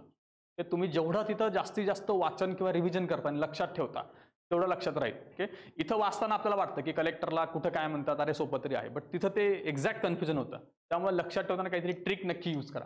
ते पुढे बघा, कलेक्टरच्या कामाचे 4 प्रकारात वर्गीकरण करता येईल. ओके, पहिलं काम कुठलं आहे, रेव्हेन्यू ऍडमिनिस्ट्रेशनचं आहे. दुसरं कुठलं आहे, लॉ अँड ऑर्डर. आता लॉ अँड ऑर्डर म्हणले की तुम्हाला वाटेल की पोलीस, बट जिल्ह्याच्या पोलिसांचं कोऑर्डिनेशन करण्याचं काम कोणाकडे, कलेक्टरचंच आहे. ओके, त्याच्यानंतर पुढे डेव्हलपमेंट ऍडमिनिस्ट्रेशनचं काम आहे का, यस आहे, बट रोल वेगवेगळे आहे. ओके, खाली बघूया आपण, आणि अदर फंक्शन, अशा 4 प्रकारे आपण ते करतो. आता डेव्हलपमेंटमध्ये बघा, विकास प्रशासन म्हणतो ना आपण त्याला, जिल्हाधिकाऱ्यांची भूमिका राज्यानुसार बदलते. 2 प्रकारच्या भूमिका आहेत, महाराष्ट्र आणि गुजरात पॅटर्नवाली एक भूमिका आहे, दुसरं आहे तमिळनाडू आणि राजस्थान पॅटर्नवाली भूमिका. ओके, तर आता महाराष्ट्र आणि गुजरात पॅटर्नमध्ये काय होते, जिल्हा अधिकाऱ्यावरती फक्त सामान्य प्रशासनाची जबाबदारी आहे, विकास प्रशासन कुणाकडे, झेडपीकडे, जिल्हा परिषदकडे आहे. म्हणजे महाराष्ट्र आणि गुजरातमध्ये त्याला पॉवर्स नाही आहेत डेव्हलपमेंटच्या बाबतीत. ओके, आणि कुठं पॉवर आहेत, तमिळनाडू आणि राजस्थानमध्ये. तिथं काय बघा, सामान्य प्रशासन तसेच विकास प्रशासन दोन्ही सुद्धा कलेक्टरकडे आहेत. ओके, तर लक्षात ठेवायला बरं पडतं का, तरा, त्यांची तरा थोडीशी वेगळी आहे ना, तर तराला तुम्ही लक्षात ठेवू शकता, तमिळनाडू किंवा राजस्थान. ओके, अरे आता हे कसं करायचं, त्याला रोटेट करायचं कुणाला माहिती आहे का,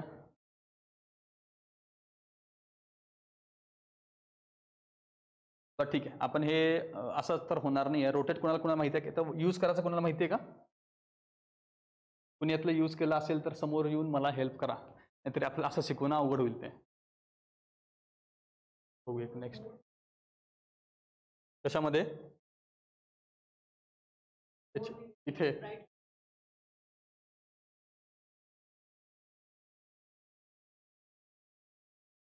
प्लीज रेकॉर्ड मेनू क्रॉप, त्याच्यामध्ये पूर्ण सिलेक्ट करावं लागेल त्याला.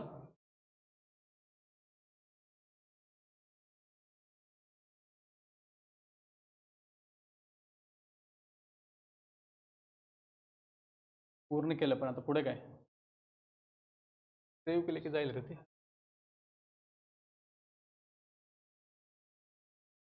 ते नाही होणार, असं होणार नाही. एकच मिनिट, आपण दुसरी मेथडने काय करता येईल का, याने होत नाही ते.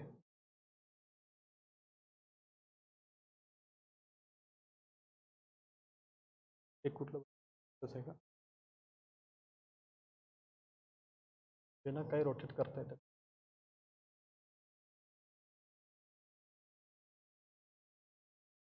कलेक्टर साहेबांना असं सोडल्यावर कसं होईल? पुढे बघूया आपण कलेक्टरची कामे बघूया आपण. तर ती कामं बघा, आपण मागाशी बघितल्याप्रमाणे 4 वर्गात आपण डिवाइड केलेत. पहिला वर्ग कुठला आहे आपला?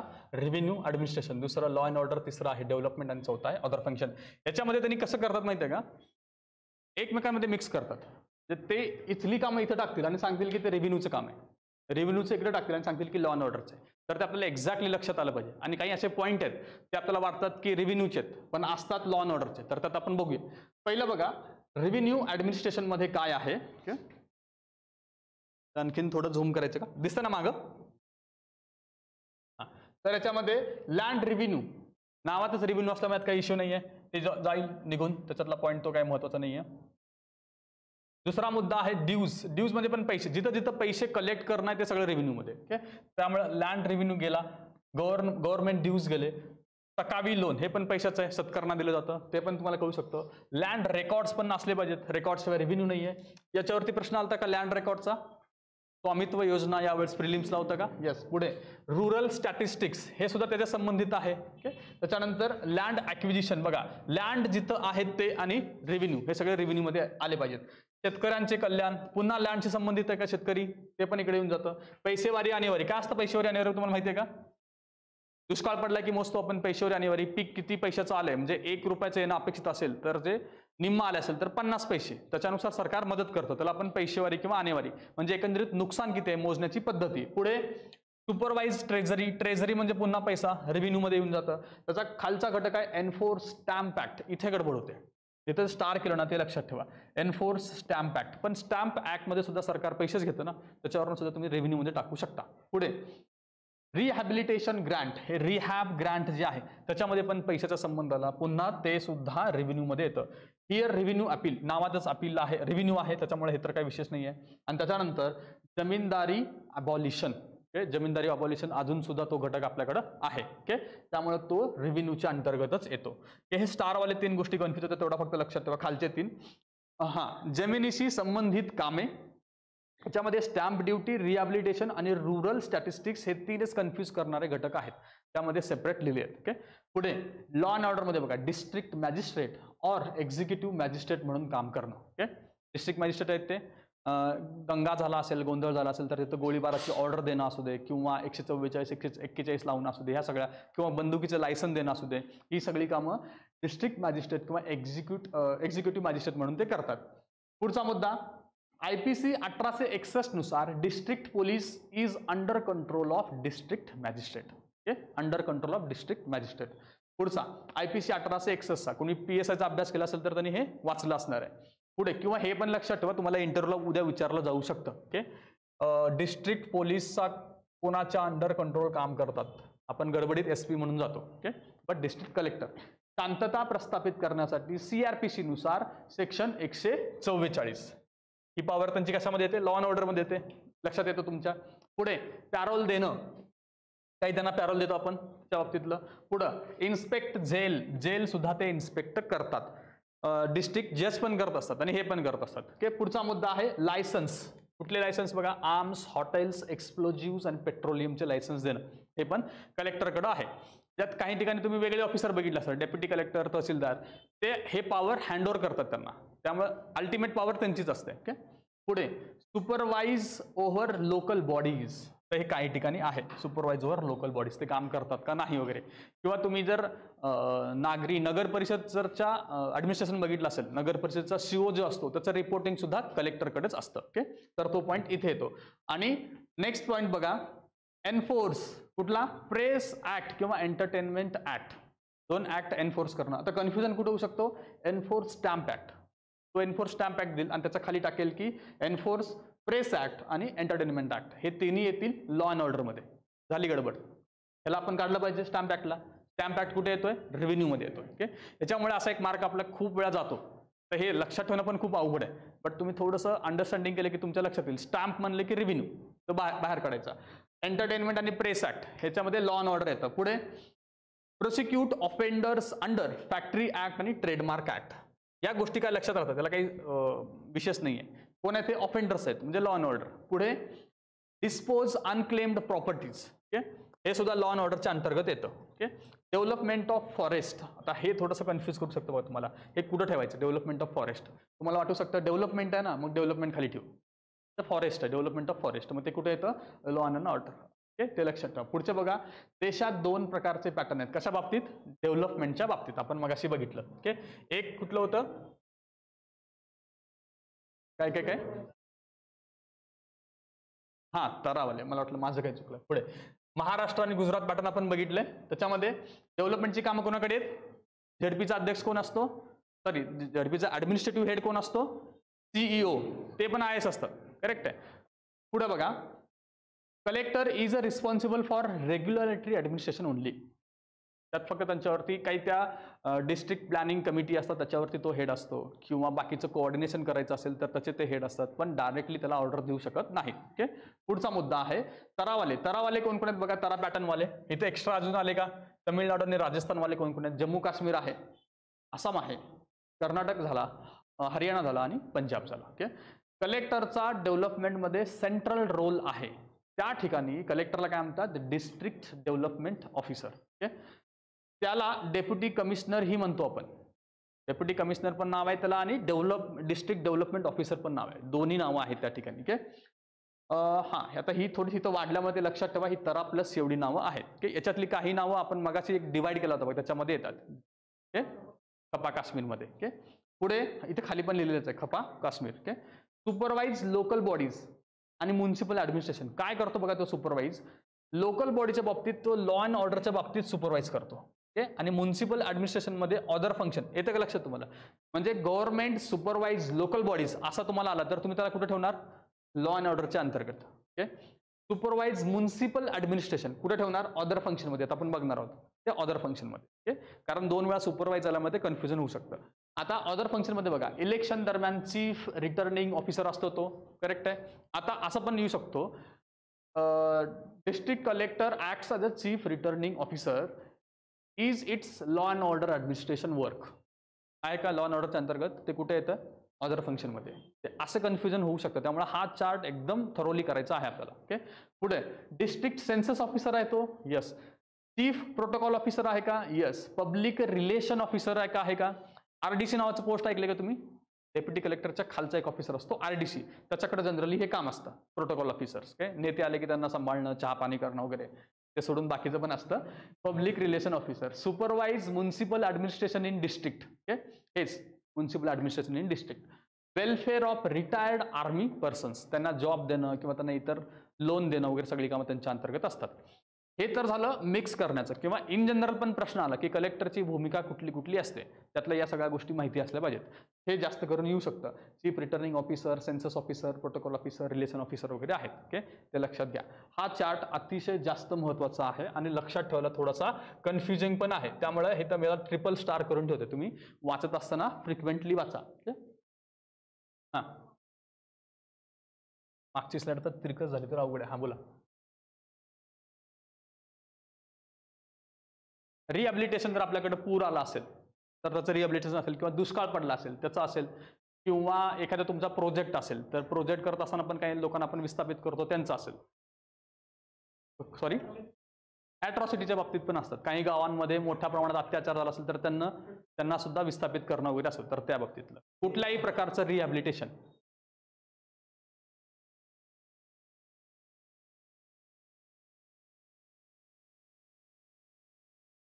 त्याची एवढी अडी नाही. ते कदाचित ते स्टेट गव्हर्नमेंट ठरवत असेल, किंवा तो नॅशनल मुद्दा झाला असेल तर सेंट्रलचा मुद्दा आहे ना, बाहेरनं लोक येतात ते, तर ते सेंट्रल लेवलला बघत असेल.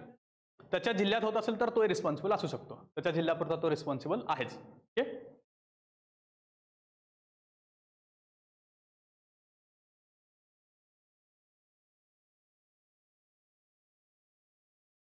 हां, स्वातंत्र्यानंतर जिल्हाधिकाऱ्याच्या पॉवर्सचा संकोच झालाय. म्हणजे काय झालंय? पॉवर्स कमी झालेत. बरोबर आहे. तर असं उलट येऊ शकतं, स्वातंत्र्यानंतर पॉवर्स वाढलेत. ते कन्फ्युजन करून घेऊ नका. आणि संकोच होणं अपेक्षित सुद्धा आहे. त्याच्यामध्ये बघा, ब्रिटिशकालीन पोलीस स्टेट ते वेलफेअर स्टेटचे परिवर्तन. संकोच का झालं याची कारण आहेत. पहिलं कारण काय? आपण कुठं चाललोय?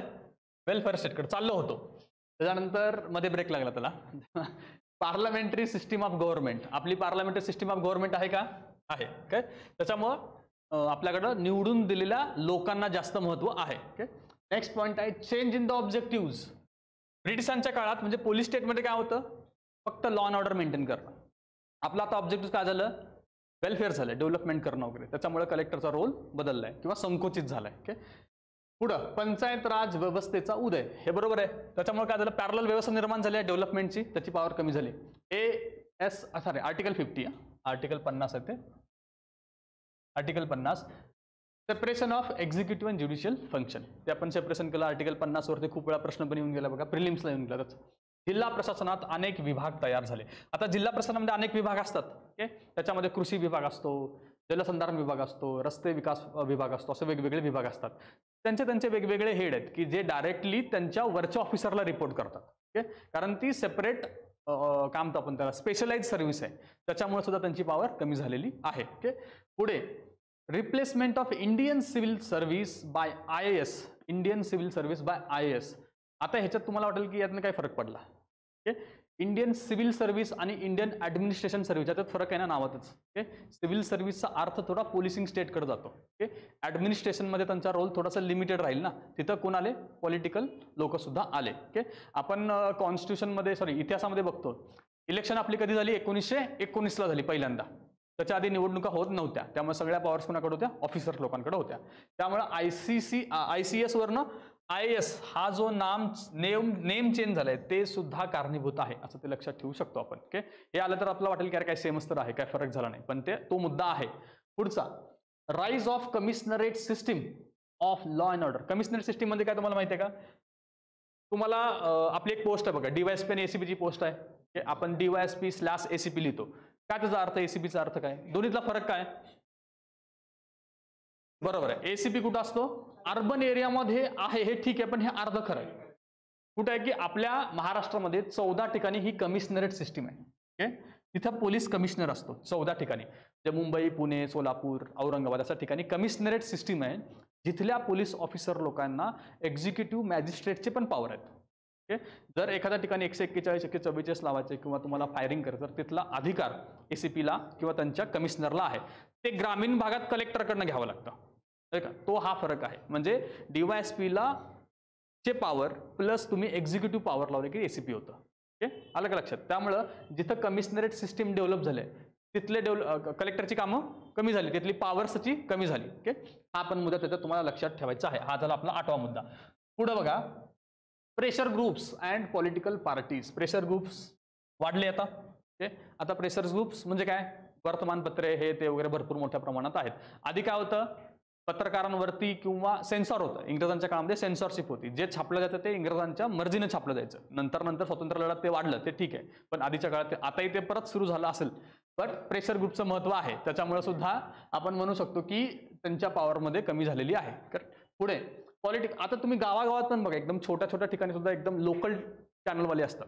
आता चॅनल सुरू करणं सोपं आहे, यूट्यूब चॅनल पण सुरू करतात. त्यामुळे ऑफिसर लोकांना खूप जास्त प्रेशर असतं, ते लगेच तिथं टाकून देतात, असं झालं तसं झालं वगैरे. ओके, तर ते प्रेशर ग्रुप, म्हणजे माझा फ्रेंडच्या केसमध्ये झालं होतं, तो सिगो आहे. तर तो खरं तर खूप चांगल्या पद्धतीने काम करतो बिचारा, पण त्याला एकदा थोडंसं डोकं दुखायला म्हणून तो दुपारी घरी गेला विश्रांतीला, आणि एक पत्रकार साहेबांनी फोन केला. त्याने विचारलं, सर तुम्ही कुठे, ऑफिसमध्ये नाही आहे. तो म्हणलं की अरे मी आत्ताच घरी झोपायला आलोय. तर तो असं शालूतनं त्यांना जोडे मारत होता, हां तुम्ही खूप काम करताना तुमचं डोकं दुखत असेल, ठीक आहे तुम्ही झोपा सर, उद्या न्यूज वाचा. म्हणजे अशा प्रकारच्या धमक्या पण तिकडे येतात. म्हणजे हे प्रेशर ग्रुपचं आहे. ओके, चांगलं आहे ते, एका बाजूने चांगलं पण आहे, त्यात काही चुकीचं नाही. पुढे पॉलिटिकल पार्टीज. हे पॉलिटिकल पार्टीज तर तुम्हाला माहितीच आहेत. ओके, तर अशा या 10 कारणांमुळे जिल्हाधिकाऱ्याच्या स्वातंत्र्यानंतर पॉवरचा संकोच झाला आहे. ओके, तर हे पॉईंट्स बघा, तुम्ही असे पॉईंट्स आहेत ना एसए साठी सुद्धा यूज करू शकता. ओके, जर अशा साईडचा जर एसए आला तर तुम्हाला ते उपयोगी ठरू शकतं. हे पॉईंट्स लक्षात ठेवलं तर कुठेही फायदेशीर, किंवा तुम्ही उद्या रिटर्न मध्ये गेलात तरी हा फायदेशीर आहे. UPSCला पण या गोष्टी फायदेशीर आहेतच. पुढचा मुद्दा बघूया आपण. हा, DRDAचा मुद्दा आहे. याच्यावरती पण प्रश्न येऊन गेलेला आहे खूप वेळा. याच्यामध्ये बघा, डिस्ट्रिक्ट रूरल डेव्हलपमेंट एजन्सी, त्याच्यामध्ये 1980 स्ट्रेंथनिंग स्कीम 1999 आणि नंतर NRLM मध्ये मर्ज 2014-15. हा एक पॉईंट एकदा पेपरला येऊन गेला असल्यामुळे तुम्ही लिहिलंय फक्त डिस्ट्रिक्ट ऍडमिनिस्ट्रेशन मध्ये, कारण याच्या नावातच डिस्ट्रिक्ट आहे ना, त्याच्यामुळे हा येऊन गेला होता. याच्या बाबतीत काय आहे मुद्दा, तर त्याची स्थापना कधीची आहे, 80ची. ही एक गोष्ट लक्षात ठेवायची. 99ला काय झालं, त्याला स्ट्रेंथनिंग केलं आपण आणि 2014-15ला आपण नॅशनल रुरल लाईव्हलीहूड मिशन मध्ये त्याला मर्ज केलंय. ओके, पुढे ओनली अँटी पॉवर्टी काम आहे हे लक्षात ठेवा बरं का. नावावरनं डेव्हलपमेंट असलं तरी त्याचं फक्त अँटी पॉवर्टीचं काम आहे. ओके, पुढे त्याचा अध्यक्ष कोण असतो बघा, झेडपीचे अध्यक्ष त्याचे अध्यक्ष असतात. कार्यकारी अध्यक्ष कोण असतो, झेडपीचा सीईओ आणि प्रकल्प संचालक एडीएम दर्जाचा, ओके, ॲडिशनल डिस्ट्रिक्ट मॅजिस्ट्रेट दर्जाचा ऑफिसर त्याचा संचालक असतो. एवढेच मुद्दे त्यात लक्षात ठेवा. एकदा फक्त प्रश्न येऊन गेल्यामुळे हा मुद्दा ऍड केला आहे आणि हा तसा मुद्दा इथं डिटेलमध्ये बघितलाय आणि हा आपण पंचायत राजमध्ये सुद्धा बघणारच आहोत बरं का. परत एकदा तिथं आपण बघून घेऊ. आता डिस्ट्रिक्ट रुरल डेव्हलपमेंट एजन्सी 1980, जिल्हा ग्रामीण विकास अभिकरण, अँटी पॉवर्टी आपण आता बघितलेलं आहे. त्याचा उद्देश काय होतं, पॉवर्टी कमी करणं, दारिद्र्य निर्मूलन करणं. उद्देश बघा, केंद्रीय ग्रामीण विकास मंत्रालयाच्या दारिद्र्य निर्मूलन योजनांवर देखरेख आणि व्यवस्थापन करणारे जिल्हास्तरीय महत्त्वाचे अंग. ओके, जिल्हा आणि ग्रामीण विकास संस्था सक्षम बनवणे व त्यांच्यात व्यावसायिकता आणणे हे DRDचे मुख्य उद्दिष्ट आहे. हे दोन उद्दिष्ट आपल्याला लक्षात ठेवायचे आहेत. अँटी पॉवर्टी आहे आणि ग्रामीण विकास संस्था सक्षम करायच्या आहेत. ओके, पुढे संरचना आपण बघितल्या पुन्हा एकदा. झेडपीचे अध्यक्ष कोण आहेत, याचे अध्यक्ष कोण असतात, झेडपीचे अध्यक्ष असतात. ती सिस्टीम कुठे आहे इतकं लक्षात ठेवायची काही गरज नाही, खूप मोठी ती लाईन आहे. ओके, इतक्या सगळ्या राज्यांमध्ये ते आहे असं त्यांचं म्हणणं आहे. पुढे जिल्हा अधिकारी DRDचे अध्यक्ष असतात. ती कुठली सिस्टीम आहे, झारखंड, आसाम, मणिपूर, गोवा, तमिळनाडू, हरियाणा, पॉंडिचेरी यांनी दादरा नगर हवेली. ओके, हे जर पुढच्या स्टेपला तुम्हाला बाकीचं सगळं झालंय तर मग आता काहीच नाही पाठ करायला, तर मग तेव्हा हे करा, तोपर्यंत इकडं याच्या नादी नका लागू. पुढे महाराष्ट्रात कोण आहे इतकं लक्षात ठेवा. कोण आहे महाराष्ट्रामध्ये, झेडपीचे अध्यक्ष हेच अध्यक्ष असतात. ओके, आपण म्हणजे कुठल्या सिस्टीममध्ये येतो, या सिस्टीममध्ये येतो. ओके, पुढे संचालक कोण आहेत बघा, ॲडिशनल डिस्ट्रिक्ट मॅजिस्ट्रेट म्हणजे एडीएम. एकदा हा विचार होता त्यांनी संचालक विचारलं होतं. आपण कधी कधी अध्यक्षपर्यंत थांबतो आणि संचालकपर्यंत जात नाही, तर ते संचालक एक पाठ करून जा. ओके, तर हे खालच्या गोष्टी नंतर पाठ केल्या पाहिजेत बरं का. आपण आपला अभ्यास थोडा ठरवली पाहिजे. माझ्या लास्ट इंटरव्ह्यूला, आत्ताच्या इंटरव्ह्यूला त्यांनी मला विचारलं की तुमचे प्रेफरन्स सांगा. ओके, तर मला अपेक्षित होते की मला पहिल्या 3 प्रेफरन्समध्ये मला मिळून जाईल, मग मी 3च केले होते. लिस्ट दिली होती सगळी, 3 नंतर ते म्हणले अजून काय, 4थं आठवतच नव्हतं. ते म्हणले की दिलं की नाही, हो सर दिलं, थोडं आठवतंय.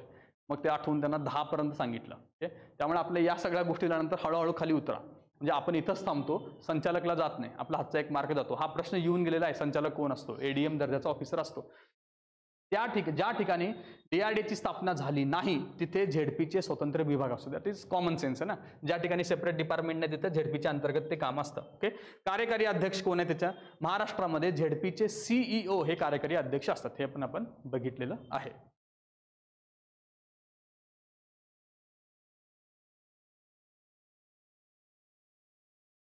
DRDचे विभाग बघा. DRD मध्ये कुठल्या कुठल्या गोष्टींवरती काम होतं, वेतन व रोजगार, स्वयंरोजगार, महिला कल्याण. बघा इथं मी काय लिहिलंय, फक्त महिला कल्याण लिहिले बरं का. आपल्याला वाटू शकतं ना इतर वल्नरेबल ग्रुप पण येतील असं वाटतं आपल्याला, बालक, अपंग वगैरे, पण त्यांचं काम महिला कल्याणाशी संबंधित आहे. पुढे आहे पाणलोट विकास, पर्यवेक्षण व मूल्यमापन. हे बघा, हे जे मुद्दे आहेत ना हे सगळीकडे असणार आहेत. कुठल्याही डिपार्टमेंटमध्ये हे सगळे मुद्दे असणार आहेत, त्याला कधीच रिजेक्ट करायचं नाही. हे असणार आहेत, हे असणार आहेत, हे असणार आणि हे असणार आहे, हे सगळीकडे असणार आहे. ओके, हे फक्त टार्गेटेड ग्रुप लक्षात ठेवा. म्हणजे अभियांत्रिकी ग्रुप सगळीकडे असतो, सामान्य प्रशासन असायलाच पाहिजे, लेखा डिपार्टमेंट, अकाउंट डिपार्टमेंट असलं पाहिजे, पर्यवेक्षण आणि मूल्यमापन पण असलंच पाहिजे. याच्यात काही मुद्दा नाही. हे मुद्दे 4 आहेत, वेतन, रोजगार, स्वयंरोजगार, महिला कल्याण आणि पाणलोट विकास. या सगळ्या गोष्टीतून त्यांना काय करायचंय, दारिद्र्य निर्मूलन करायचंय. हे झालं DRDचं काम. DRDचं बघा, हे पुन्हा खूप वेळा आलेलं आहे, हे PYQ आल्यामध्ये लिहून घेतलेलं आहे. DRDA 1980 पासून आहे. DRDA ऍडमिनिस्ट्रेशन योजना 99 पासून आहे. आपण स्ट्रेंथनिंग वाली बघितली, तीच ही योजना आहे, ती वाली. DRDA ला स्ट्रेंथनिंग करण्यासाठीची योजना 99 ची आहे आणि 14-15ला ती NRLM मध्ये मर्ज झाली. हे असे डायरेक्टली 3 स्टेटमेंट आले होते, ते उचलून इथे टाकले. ओके, पुढे DRDA ने फक्त अँटी पॉवर्टी योजनांशी संबंधित काम करणं अपेक्षित आहे. DRDचं लिमिटेशन काय बघा इथे दिलेलं आहे. ओके, दुसरा मुद्दा, DRDA should not have any permanent staff and should not resort to direct recruitment. The employees should be taken on deputation. DRDA ला स्वतःची अशी काहीच व्यवस्था नाहीये. आता डिस्ट्रिक्ट ऍडमिनिस्ट्रेशन मध्ये आपण त्यांचं ऑर्गनायझेशन कसं आहे ते आपण बघूया.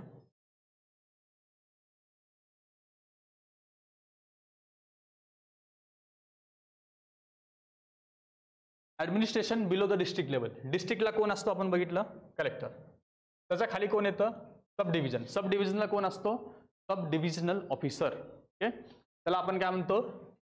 SDO म्हणतो. काही ठिकाणी त्याला SDM म्हणतात, किंवा आपल्याकडे त्याला प्रांत म्हणतो, किंवा त्याला आपण डेप्युटी कलेक्टर सुद्धा म्हणतो. डेप्युटी कलेक्टर हा नेहमीच SDM नसतो.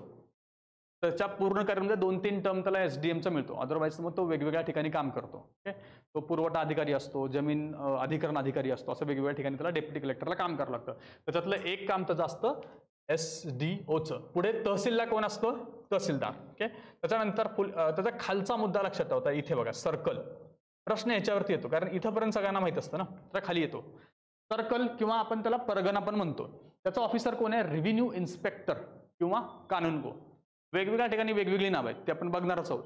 तर रेव्हेन्यू इन्स्पेक्टर किंवा कानूनगो लक्षात ठेवा. आणि व्हिलेज लेवलला कोण आहे? तलाठी. आणि वरच्या भागामध्ये पटवारी म्हणतात त्याला. ओके, ही नावं लक्षात ठेवा. तर खाली आपण बघूया डिस्ट्रिक्ट ॲडमिनिस्ट्रेशनच्या डिटेलमधल्या गोष्टी. सब डिव्हिजन लेवलला येऊया आपण.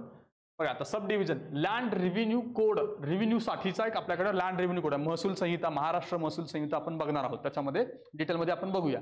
आणि CRPC नुसार डिस्ट्रिक्टचे डिव्हिजन केले गेले आहे, त्याचं ॲडमिनिस्ट्रेशन म्हणजे सब डिव्हिजनचं ॲडमिनिस्ट्रेशन.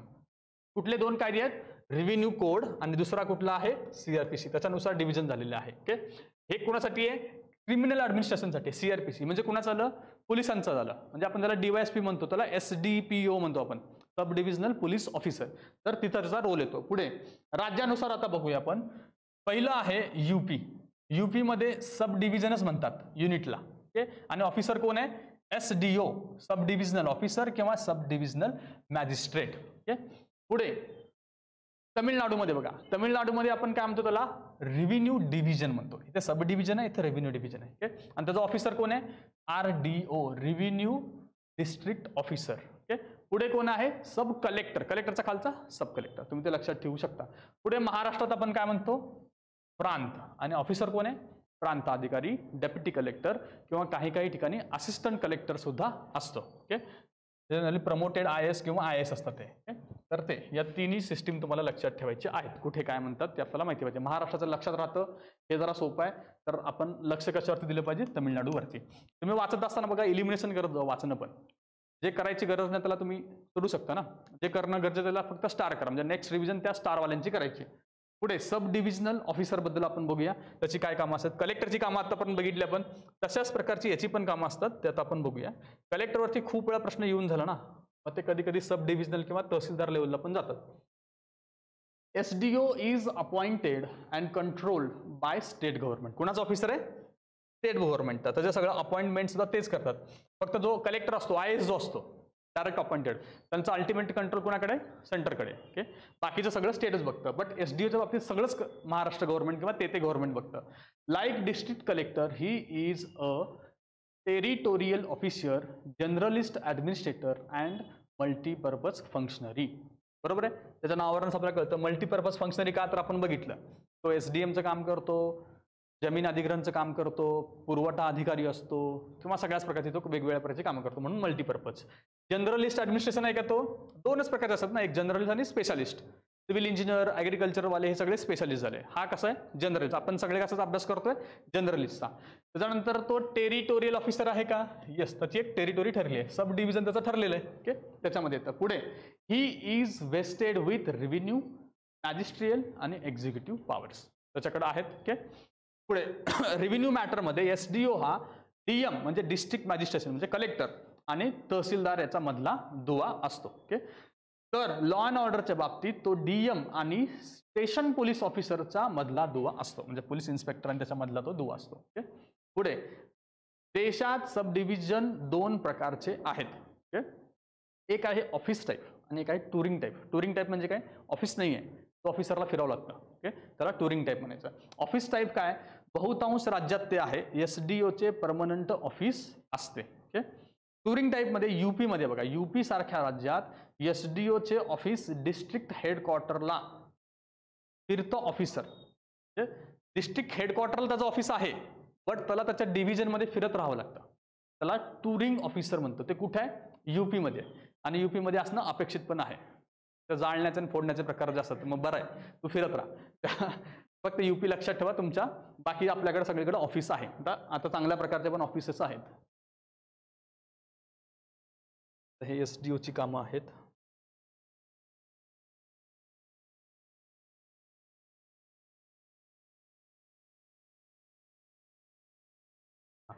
जसं आपण मगाशी DM ची कामं बघितलं जिल्हाधिकारीची, तशीच ह्याची कामं आहेत. ओके, त्याच्यामध्ये बघा तहसील कार्यालयावरती नियंत्रण. आता ही तुम्हाला इंटरव्ह्यूच्या अँगलने पण महत्त्वाची आहेत. तुम्हाला प्रेफरन्स विचारला कुठला आहे, तुम्ही पहिला कलेक्टर दिला असेल तर ते विचारतात कामं सांगा, तर हे त्या अँगलने पण लक्षात ठेवा. पहिलं काम आहे तहसीलदार कार्यालयावरती नियंत्रण ठेवणं. तहसील कार्यालयावरती नियंत्रण. अपिली अधिकारी जे तहसील लेवलवरती जे केसेस असतात, रेव्हेन्यूची केसेस वगैरे, त्याच्यावरती अपील ह्याच्याकडे होते. ओके, जेव्हा आपण महसूल ऍक्ट बघू त्याच्यामध्ये आपण बघणार आहोत. तर अपिली कामं. पुढे लॉ अँड ऑर्डरच्या बाबतीतले मॅजिस्ट्रियल पॉवर, त्याच्या डिव्हिजन मधले. ओके, पुढे जमीन महसूल व इतर कर वसुली, तर ते पण येणारच आहेत. जमिनीच्या वापराबद्दल म्हणजे याने आपण बघतो नॉन ॲग्रिकल्चरल देणं वगैरे, हे पण त्याचंच काम आहे. पुढे महसूल कार्यालयाची तपासणी करणं आणि जमाबंदी लेख पूर्ण करणे. जमाबंदी लेख म्हणजे ते रेव्हेन्यूच्या संबंधितले काही लेख असतात, त्याला आपण जमाबंदी म्हणतो. ओके, पुढे लॉ अँड ऑर्डरच्या बाबतीत बघा अनाधिकृत दारू विक्रीची प्रकरणे निकालात काढणे, हद्दपार करणे. कुणाला? गुन्हेगारांना किंवा हॅबिच्युअल ऑफेंडर्स असतात ना, त्यांना हद्दपार करणे वगैरे ही लॉ अँड ऑर्डरच्या बाबतीतली कामं आहेत. पुढे अर्धन्यायिक कामं बघूया आपण, त्याला आपण क्वासी ज्युडिशियल पॉवर पण म्हणतो. मग ती कुठली कुठली आहेत? मुंबई जमीन महसूल अधिनियम 1966, मुंबई कुळ वहिवाट अधिनियम 1948 नुसार अपिलाची सुनावणी. आता हा कायदा आपल्या सिलेबसमध्येच आहे, आपण हे बघणार आहोत. त्याच्यामध्ये अपील, इथं जे बघितलं तोच मुद्दा इकडे आहे. महसूल शेत जमीन कमाल धारणा मर्यादा अधिनियम 1961 नुसार निवाडा. हे लक्षात ठेवा बरं का, हे मुद्दाम लिहिलेत. 1961, 1948, 1966 प्रश्न आहे 2022च्या पेपरमध्ये बघा, असे 2 ते 3 प्रश्न सापडतात. ओके, पोलीस पाटलांवरती कारवाई करणे हा अधिकार SDOचा आहे. एका गावातनं कोणी SDO झाला असेल तर त्याचं पहिलं हे आवडतं असतं, आमच्या गावाचा पोलीस पाटला करतो. पुढचं आर्थिक अधिकार, भूसंपादन प्रकरणी भरपाई देणं. ओके, पुढचं आहे 1 ते 8 लाख. आपल्याकडे उत्पन्नाचा दाखला असतो, तो कोणाचा असतो? प्रांतचा असतो. ओके, 1 ते 8 लाखापर्यंतचा उत्पन्नाचा दाखला देणं हे आर्थिक अधिकारामध्ये येतं. पुढे बघा प्रशासकीय अधिकार आपण बघूया. बिगर शेती परवाना इथे बघितलं आपण, तर प्रशासकीय मध्ये येतो बरं का, कन्फ्युजन होऊ शकतं. ओके, बिगर शेती परवाना NA, त्याचं आपण रेव्हेन्यू असं डिव्हिजनच केलं नाही SDOचं. ओके, त्याच्यामुळे हे कुठे येतं? प्रशासकीय अधिकारामध्ये येतं. आता हे त्या पुस्तकानुसार घेतलेलं आहे, त्या पुस्तकाला जसं वाटलं तसं त्यांनी डिव्हिजन केलेलं आहे. ओके, तलाठी शिपाई यांच्या नेमणुका आणि बदल्या बरं का. निवड कोण करतं? कलेक्टर करतो. जिल्हा निवड समिती असते किंवा कलेक्टर करतो. इथं त्यांनी निवड टाकली की आपण चुकलो, ते लक्षात ठेवायचं. वर्ग 3 आणि 4च्या रजा मंजूर करणे. वर्ग 3 आणि 4, वर्ग 2चं कोण करतं? कलेक्टर करतं. ओके, इतकी सगळी कामं ही आपल्या SDOची आहेत, ते एक लक्षात ठेवा. आता आपण जाऊया तहसीलदारकडे. आपलं कलेक्टर झालं, त्याच्यानंतर डेप्युटी कलेक्टर झाले, आता आपण जाऊया तहसीलदारकडे.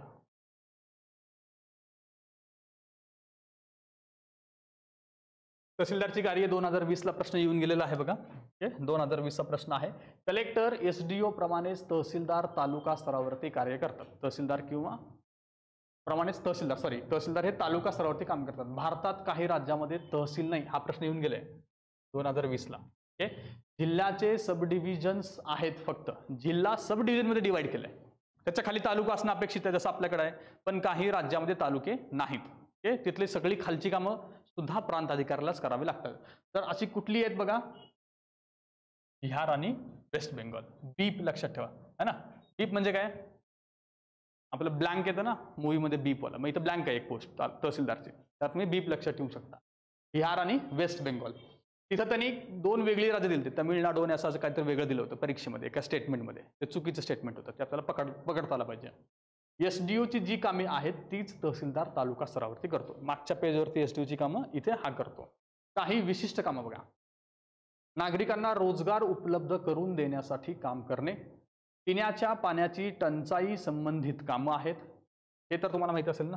टँकर देणं वगैरे तहसीलदारच्या अंतर्गत असतं. पुढे इंडियन आर्म्स ऍक्ट अंतर्गतली त्याची कामं आहेत. ओके, केबल नेटवर्क ऍक्ट अंतर्गत पण त्याची कामं आहेत. चुकीच्या गोष्टी जर तुम्ही तुमच्या नेटवर्क थ्रू पब्लिश करत असाल तर कारवाई पहिल्यांदा त्या तालुक्यातली तहसीलदारकडे जाते. पुढे दंडाधिकारी, मॅजिस्ट्रियल कामं कुठली आहेत बघा. बंदुका परवान्याचे नूतनीकरण करणं, लायसन देणं नाही, नूतनीकरण करायचंय. ओके, तो कोण बघतो आपण बघितलं, SDO ला एकतर अधिकार असतील तर, नाहीतर अल्टिमेटली कलेक्टर. ओके, पुढे अनाधिकृत हॉटेल्स विरोधात कारवाई करणं. हॉटेल्सना परवाना कोण देतो? कलेक्टर. बघा इथे कलेक्टर देतो सगळे पॉवर, पण काही ठिकाणी कलेक्टर डेप्टी कलेक्टरला हँडओव्हर करतात, पण आपल्याला एक्झाम मध्ये कलेक्टरच लिहायचं आहे. ओके, पुढे कोतवालाची नेमणूक करणं, हे सुद्धा त्याचं मॅजिस्ट्रेल पॉवर आहे नेमणुकीच्या बाबतीतलं. तर हे तर थोडंसं कन्फ्युजन होणारच आहे, ते कुठलं पॉवर आहे ते आपल्याला कळणार नाही. आपल्याला कोतवालाची अपॉइंटमेंट म्हणले की आपल्याला ऍडमिनिस्ट्रेटिव्ह फंक्शन पण वाटू शकतं ना. ओके, त्यामुळे तेवढं कन्फ्युजन ईज करायचं आहे आपल्याला.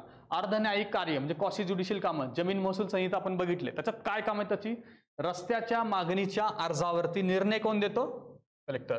ते माझ्या शेतातून माझा माल बाहेर काढायचंय, तर जो समोरचा शेतकरी देत नसेल तर ते सगळी कामं कुणाकडे जातात? तहसीलदारकडे. ओके, पुढे गावाचे अभिलेख अद्यावत ठेवणे, हा तो ठेवत नाही, बट जबाबदारी त्याची आहे. तो ग्रामसेवक, तलाठी यांच्याकडे ते ठेवत असतो. ग्रामसेवकापेक्षा तलाठी योग्य आहे. आता तलाठीबद्दल पण बघूया. तलाठीबद्दल सुद्धा यावर्षी पण एक प्रश्न आहे आणि खूप वेळा विचारून गेलेला आहे. आता बघा, सज्जा. तलाठी कुठं असतो? सज्जा. तलाठी ज्या प्रशासनाचा अधिकारी आहे त्याला सज्जा म्हणतो आपण, सज्जा. ओके, सर्कलचा उपविभाग असतो. आपण बघितलं तहसीलदार बघितलं, तहसील बघितलं, तहसीलच्या खाली कोण असतो? सर्कल. सर्कलच्या खाली हे सज्जा असतं. ओके, तर सर्कलचा सर्कल इन्स्पेक्टर असतो, हे आपण बघितलेलंच आहे. आता इथं आपण तलाठीबद्दल बघूया. सज्जाचा महसूल कर्मचारी असतो. सज्जा म्हणजे काय असतं? 1 ते 4 गावांचा समूह असतो. 1 ते 4 गावांचा, त्या ग्रामानुसार ठरतं, मोठं किंवा छोटं त्यानुसार. ओके, सर्कलचा तो उपविभागीय अधिकारी आहे. ओके, सॉरी, सर्कलचा तो उपविभाग आहे, काय? सज्जा, त्याचा तो अधिकारी आहे. ओके, पुढचा मुद्दा, महाराष्ट्र जमीन महसूल अधिनियम 1966 नुसार महसूल प्रशासन व लँड रेकॉर्ड ठेवण्याचं त्याचं काम आहे. महत्वाचं लँड रेकॉर्डची कामं त्याच्याकडे असतात. गावातली महत्वाची कामं तलाठी करतो. ओके, तलाठीच्या वर सर्कल इन्स्पेक्टर असतो. हे बघा, तलाठीच्या वर कोण आहे? Circle inspector. सर्कल इन्स्पेक्टरच्या वरती कोण असतो? NT, नायब तहसीलदार. नायब तहसीलच्या वरती कोण असतो? तहसीलदार. पुढून तुम्हाला माहिती आहे. ओके, तलाठीच्या वरती सर्कल इन्स्पेक्टर असतो. आता त्याला काय काय म्हणतात ते आता आपण ते बघूया. ओके, बघा इथे UP, तमिळनाडू आणि महाराष्ट्र या तिन्ही गोष्टीचं आपण कंपॅरिझन करूया. तर याच्यामध्ये UP मध्ये परगणा म्हणतो आपण त्याला. काय म्हणतो? परगणा. आणि त्याचा ऑफिसर कोण आहे? कानूनगो. कशाबद्दल चाललं आपलं? सर्कल इन्स्पेक्टर बद्दल चाललंय. म्हणजे तलाठी ज्याला रिपोर्ट करतो त्याच्याबद्दलचं चाललेलं, म्हणजे तहसीलच्या खालचा भाग आहे. ओके, त्याच्याबद्दल चाललंय. UP मध्ये त्याला परगणा आणि त्याचा ऑफिसर आहे कानूनगो. तमिळनाडूमध्ये त्याला फिरका म्हणतात आणि त्याचा ऑफिसर कोण आहे? Revenue inspector. ओके, आणि महाराष्ट्रामध्ये आपण काय म्हणतो त्याला? सर्कल, आणि त्याचा ऑफिसर कोण आहे? Circle inspector. आता बघा, first line supervisor in the chain of revenue administration and land revenue, हे महत्वाचं लक्षात ठेवायचं बरं का. First line supervisor in the chain of revenue administration आणि लँड रेकॉर्ड कोण आहे? त्याच्यामध्ये तुम्हाला सगळे लिस्ट करतील, तलाठी करतील, सर्कल इन्स्पेक्टर करतील, तहसीलदार करतील, तर कोण आहे तो? Circle inspector. तिथून सुपरविजन सुरू होतं ना.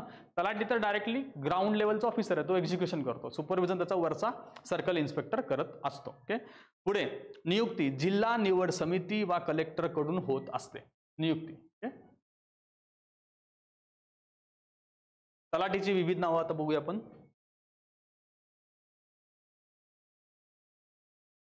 पटवारी, लेखपाल, करनाम किंवा कनक पिल्लई आणि तलाठी. ओके, त्याच्यामध्ये बघा, पटवारी आपण कुठं कुठे म्हणतो? मगाशी बघितलं UP पॅटर्न वाला. तर इथे पंजाब, सॉरी, UP मध्ये लेखपाल म्हणतात बरं का तलाठी. ओके, तर पटवारी पंजाब, हरियाणा, हिमाचल प्रदेश आणि MP वरचे स्टेट्स आहेत. ते लेखपाल UP मध्ये, कर्नम किंवा कनक पिल्लई तमिळनाडूमध्ये.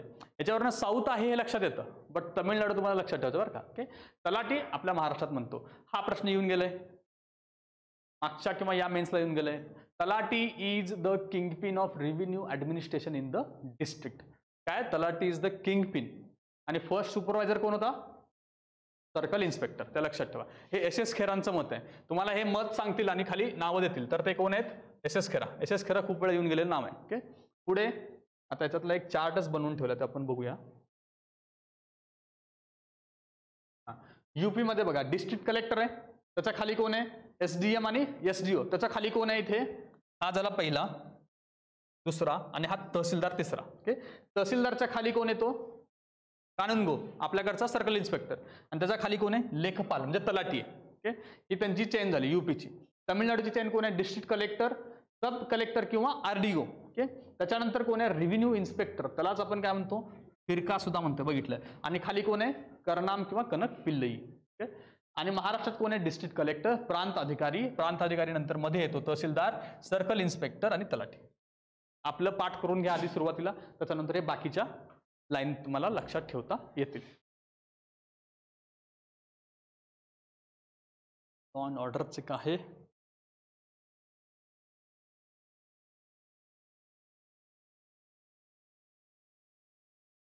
आता हे आपण रेव्हेन्यू आणि जनरल ऍडमिनिस्ट्रेशनचं बघितलो. आता आपण पोलीस डिपार्टमेंटकडे किंवा लॉ अँड ऑर्डरकडे जाऊया. त्यात बघा, law and order, public order and police कुठला सब्जेक्ट आहे? स्टेट सब्जेक्ट आहे.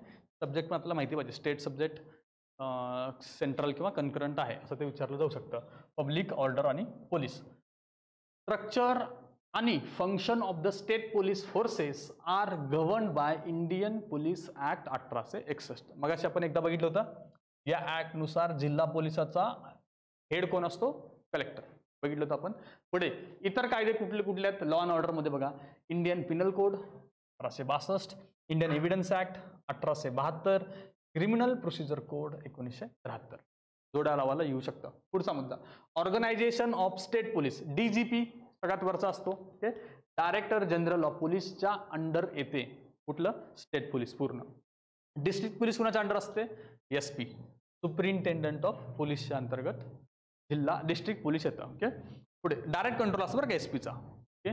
जिल्हा अधिकाऱ्यांचं कोऑर्डिनेशन टाईपचं काम असतं. एसपीचं डायरेक्ट कंट्रोल असतं. ओके. पुढचा, इंडियन पोलीस ऍक्ट 1861 नुसार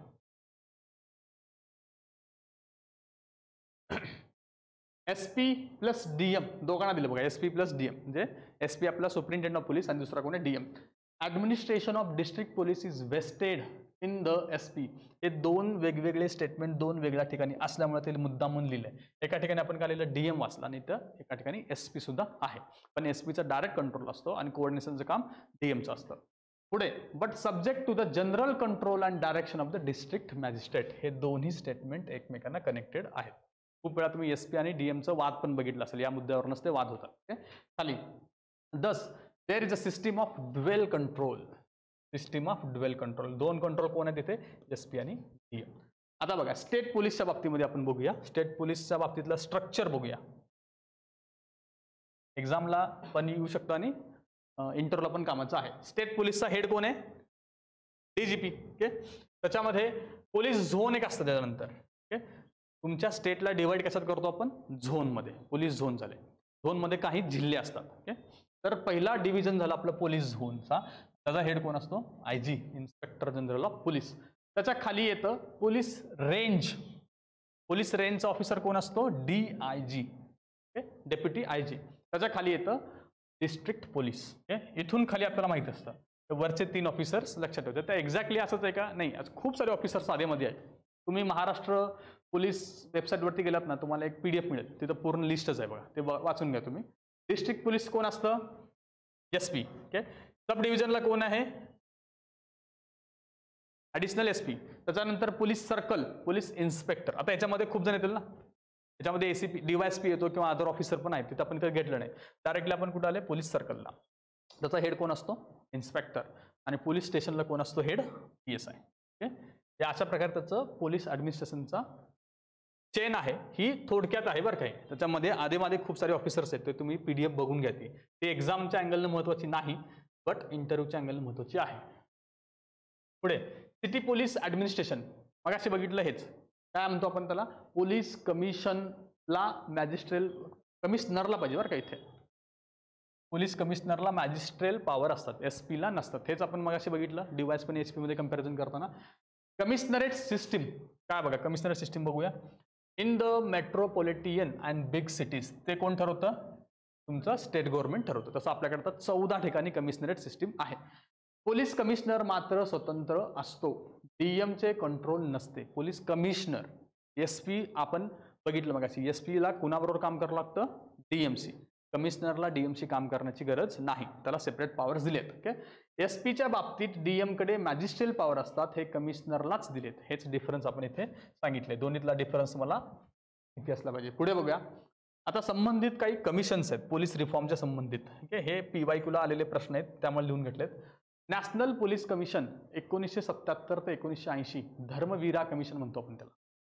प्रश्न असा आला की 1977 ते 80च्या नॅशनल कमिशनचे नाव काय, पोलीस कमिशनचे नाव काय, काय धर्मवीरा कमिशन. पुढे बघा सेकंड ARC सगळ्यांबद्दल सांगू शकते, पोलिसांबद्दल पण सांगणारच आहे. 2005 ते 9च्या दरम्यान त्यांचे सगळे रिपोर्ट्स आले होते, त्याच्यामध्ये त्यांनी पोलीस रिफॉर्मबद्दल पण शिफारस केलेली आहे, पोलीस रिफॉर्मबद्दल. आणि पोलीस रिफॉर्मशी संबंधित अजून काही मगाशी बघितल्यासारखं पहिलं धर्मवीरा आहे, दुसरं बघा पद्मनाभय्या कमिटी होती, ओके, ऑन रिस्ट्रक्चरिंग पोलीस 2000ला ही कमिटी बसली होती, जोडा लावायला येऊ शकतं. Malimath committee on the reform in the criminal justice वरचा हा प्रश्न आहे, ओके. 2002-2003ला ही कमिटी होती. रिबेरो कमिटी, ओके, जुलियो रिबेरो तुम्हाला माहिती असतील, ओके, त्यांची ही कमिटी होती 1998ची. या 4 कमिट्या पोलीस रिफॉर्मच्या बाबतीतल्या होत्या. आणि वाजपेयी सरकारच्या काळातल्या या 3 कमिटी होत्या बघा, जनता सरकार, वाजपेयी सरकार, तुमचं लक्षात येतं, ओके. कुठले सरकार पोलीस रिफॉर्ममध्ये इंटरेस्टेड आहे ते कळतं, ओके. तर हे 4 कमिटी लक्षात ठेवा, तुम्हाला जोड्या लावायला सुद्धा उपयोगी पडू शकतं, ओके. आणि जर तुम्हाला इंटरव्ह्यूला पाहिजे असेल तर या कमिटीचे रिपोर्ट्स तुम्ही वाचू शकता, त्यातल्या गोष्टी तुम्ही सांगू शकता. आता होम मिनिस्ट्रीचा एक छोटासा घटक त्यांनी शेवटी टाकलाय आपल्या सिलेबसमध्ये, म्हणून तो त्यांच्या वेबसाईटवरनं घेतलाय आपण. त्याच्यामध्ये बघा होम मिनिस्ट्री, इंटरनल सिक्युरिटी आणि बॉर्डर सिक्युरिटी. इंटरनल सिक्युरिटी आपल्याला माहिती असतं, बॉर्डर सिक्युरिटी आपल्याला वाटत नाही, बट होम मिनिस्ट्रीच्या अंतर्गत बॉर्डर सिक्युरिटी सुद्धा येतं, ओके. पुढे डिपार्टमेंट्स, कुठले डिपार्टमेंट आहेत बघा, डिपार्टमेंट ऑफ इंटरनल सिक्युरिटी हे असणं स्वाभाविक आहे, ओके. पुढे डिपार्टमेंट ऑफ स्टेट, हे स्टेटची कोऑर्डिनेशन करणारं. डिपार्टमेंट ऑफ होम, ओके, याच्यामध्ये सेंट्रल पोलिसिंगच्या सगळी कामं इथे होतात, ओके. नेक्स्ट आहे department of Jammu Kashmir and Ladakh. हे नवीन डिपार्टमेंट तयार झालं जेव्हा आपण ते फॉर्म स्टेटचं डिव्हिजन केलं तेव्हा फॉर्म झालं. डिपार्टमेंट ऑफ बॉर्डर मॅनेजमेंट, हे पण डिपार्टमेंट त्यांच्या अंतर्गत. आपल्याला वाटतं की डिफेन्समध्ये येईल, ते लक्षात ठेवा, होममध्ये येतं, okay. Department of official language, हे सुद्धा होम मिनिस्ट्रीच्या. का बरं आलं असेल इथे, ऑफिशियल लँग्वेज ऍक्ट 1963 नुसार काम करते, तर डिपार्टमेंट ऑफ होमकडे द्यायचं कारण काय, हिंदीवरून खूप गोंधळ झाला होता, मग तो लॉ अँड ऑर्डरचा इश्यू होऊ शकतो, त्याच्यामुळे त्यांना त्यांच्या अंतर्गत ते आणलेलं आहे, ओके. अशा प्रकारे आपला डेटा तरी झालेला आहे बघा शिकून. पुढचा चॅप्टर आहे आपण नेक्स्ट टाइम बघूया. आपण आता एक थोडासा छोटा ब्रेक घेऊ. येस, चला आपण आता प्रिव्हियस इयर क्वेश्चन्स बघतोय 2017 पासून 22 पर्यंत बघूया. तुम्ही याच्या आधीचे बघितले तरी हरकत नाही, ॲटलिस्ट 17 ते 22 आधी बघून घ्या, त्याच्यानंतर मग त्याच्या आधीचे, ओके. ते कशासाठी बघायचे, आपल्याकडे डेटा असावा म्हणून बघायचे. 12 पासून ते 16 पर्यंतचे, त्याच्यात काय आपल्याला फॅक्च्युअल डेटा सापडला तर तो आपल्या नोट्समध्ये आला पाहिजे, हा आपला उद्देश आहे. तर बाकीचा आता आपण 17 ते 22 पर्यंतचे बघूया. पहिला प्रश्न बघा काय, बंगालमध्ये महसूल वसूल करण्यासाठी आणि न्याय देण्यास प्रथमतः कोणी न्यायाधिकाराची नियुक्ती केली. सिंपल प्रश्न आहे, यात काही लक्षात ठेवण्यासारखं नाही आहे. काय याचं उत्तर, फॉरेन एक्सचेंज. पहिला प्रश्न सिंपल आहे, असं खूप वेळा ते येऊन गेलेलं आहे. आणि कधी केलं होतं त्याने, 1772, ओके. पुढे दुसरा प्रश्न बघूया.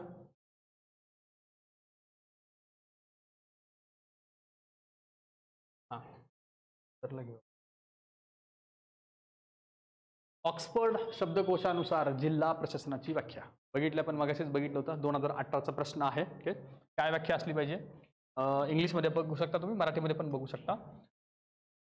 विशेष प्रशासकीय उद्देशाकरिता निर्माण करण्यात आलेला भूभाग आहे, हे असेल का, भूभाग गेला, ते काय झालं, जिल्हा झाला, ओके. पुढे विशेष प्रशासकीय उद्देशाकरिता निर्माण करण्यात आलेला भूभागातील सार्वजनिक कार्याचे व्यवस्थापन, हे आपल्याला पाहिजे, व्यवस्थापन, ओके. ते आपलं उत्तर काय पाहिजे, ऑप्शन क्रमांक 3. एक्झाममध्ये गडबड होते, 2 म्हणून आपण पटकन 2 मारतो बरं का, खाली इथे नीट व्यवस्थित लक्षात द्यायचं, येत असेल आपल्या हातातून जातो, ओके. पुढचा प्रश्न बघूया.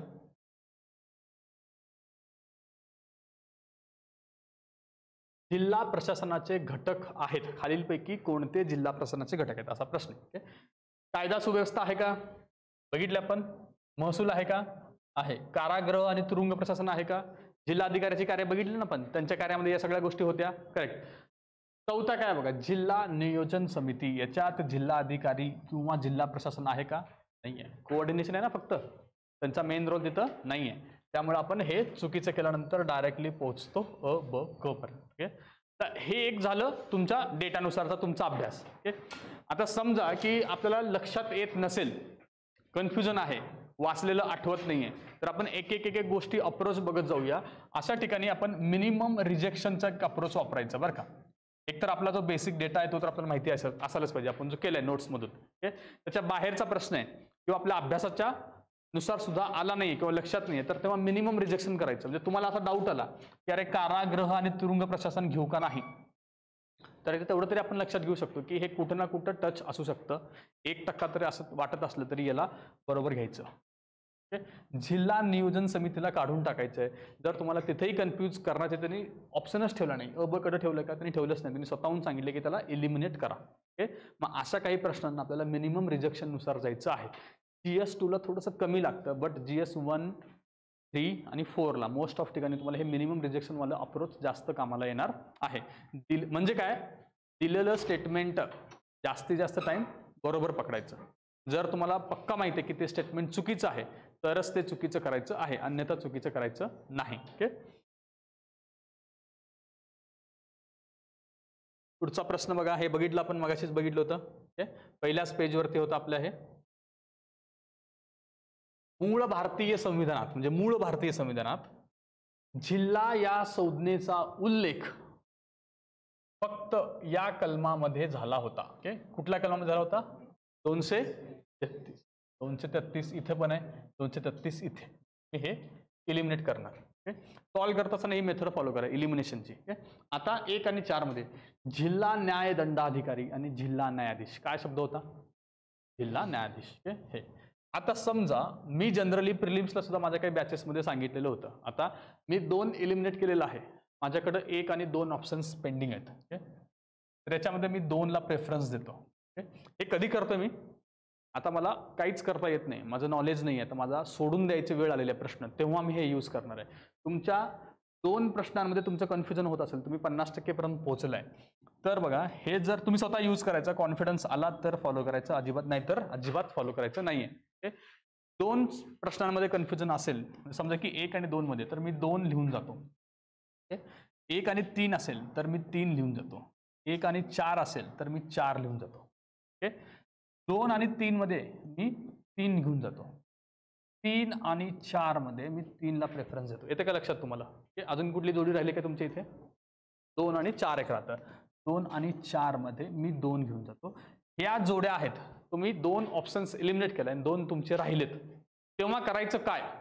तेव्हा कळतच नाहीये, तर उगाच काही अंदाजे मारण्यापेक्षा हे तुम्ही जर फॉलो केलं तर आपल्याला मॅक्झिमम फायदा होणार आहे. ओके, आता हे तुम्ही काय करणार आहे, सगळ्या मेन्सच्या प्रिव्हियस इयर क्वेश्चनला यूज करून बघायचं आहे. ओके, 10 प्रश्नाला तुम्ही ही मेथड यूज केली आहे. ही मेथड जर तुम्ही 10 प्रश्नांसाठी यूज केले आणि त्याच्यातले तुमचे 5 किंवा 6 जरी बरोबर येत असतील तरी हे यूज करायचं, नाही तर करू नका. माझा अनुभव आहे की मी जर 10 प्रश्न असे अटेम्प्ट केले जे की मी एनिवे सोडून येणार होतो किंवा काही मारणार होतो, तेव्हा जर मी हे फॉलो केलं तर 10 पैकी मला 5 प्रश्न बरोबर येतं, की मी फायद्यात आहे. ओके, हे दुसरं. मगाशी आपण पहिलं बघितलं मिनिमम रिजेक्शन. अशा अजून काही काही गोष्टी आहेत, ते आपण पेपर बघत जाऊ तसं आपल्याला कळेल. पुढचा प्रश्नाकडे आपण जाऊया. प्रश्न क्रमांक 5. खालीलपैकी कोणी जिल्हा अधिकाऱ्याची तुलना कासववरून त्याच्या पाठीवर भारत सरकार रूपी हत्ती. कासव हत्ती कोण होतं? मॅकडॉनल्ड. आणि अजून काय होतं मॅकडॉनल्डचं? अवयव होते. येस. त्यामुळे आता आपण लिहू शकतो रॅमसे मॅकडॉनल्ड. पुढचा प्रश्न, हा हे पण बघितलं आपण. क्लिफ वुडरफने जिल्हाधिकारी बद्दलचे खुमासदार कथन हे आहे. कसले कथन आहे? खुमासदार. कोण आहे? Cold hopping collector. ओके, हे मग असे बघितलंय, आपल्या नोट्समध्ये होत्या गोष्टी. ओके, आता बघा 2012 पासून जे तुम्ही कुठलंही चोरमोले सरांचं अनालिसिसचं पुस्तक असेल किंवा कुठलंही असेल, ते वाचताना तुम्हाला जर वाटलं की फॅक्च्युअल डेटा माझ्या नोट्समध्ये पाहिजे, तर तुम्हाला ज्या झेरॉक्स देऊ आम्ही, आता हा टॉपिक झाला की हे झेरॉक्स तुम्हाला देणार किंवा PDF देऊ, त्याच्यामध्ये तुम्ही लगेच अपडेट करून घ्यायचं. ओके, कारण प्रश्न येतात, रिपीट होतात. 10% तरी प्रश्न प्रिव्हियस इयर क्वेश्चनचे असतात. ओके, पुढचा फ्रेंच प्रिफेक्ट बघितले का आपण? फ्रेंच प्रिफेक्ट हा सर्वात जवळचा सधर्मी भारतीय अधिकारी कोणता होता? पुढे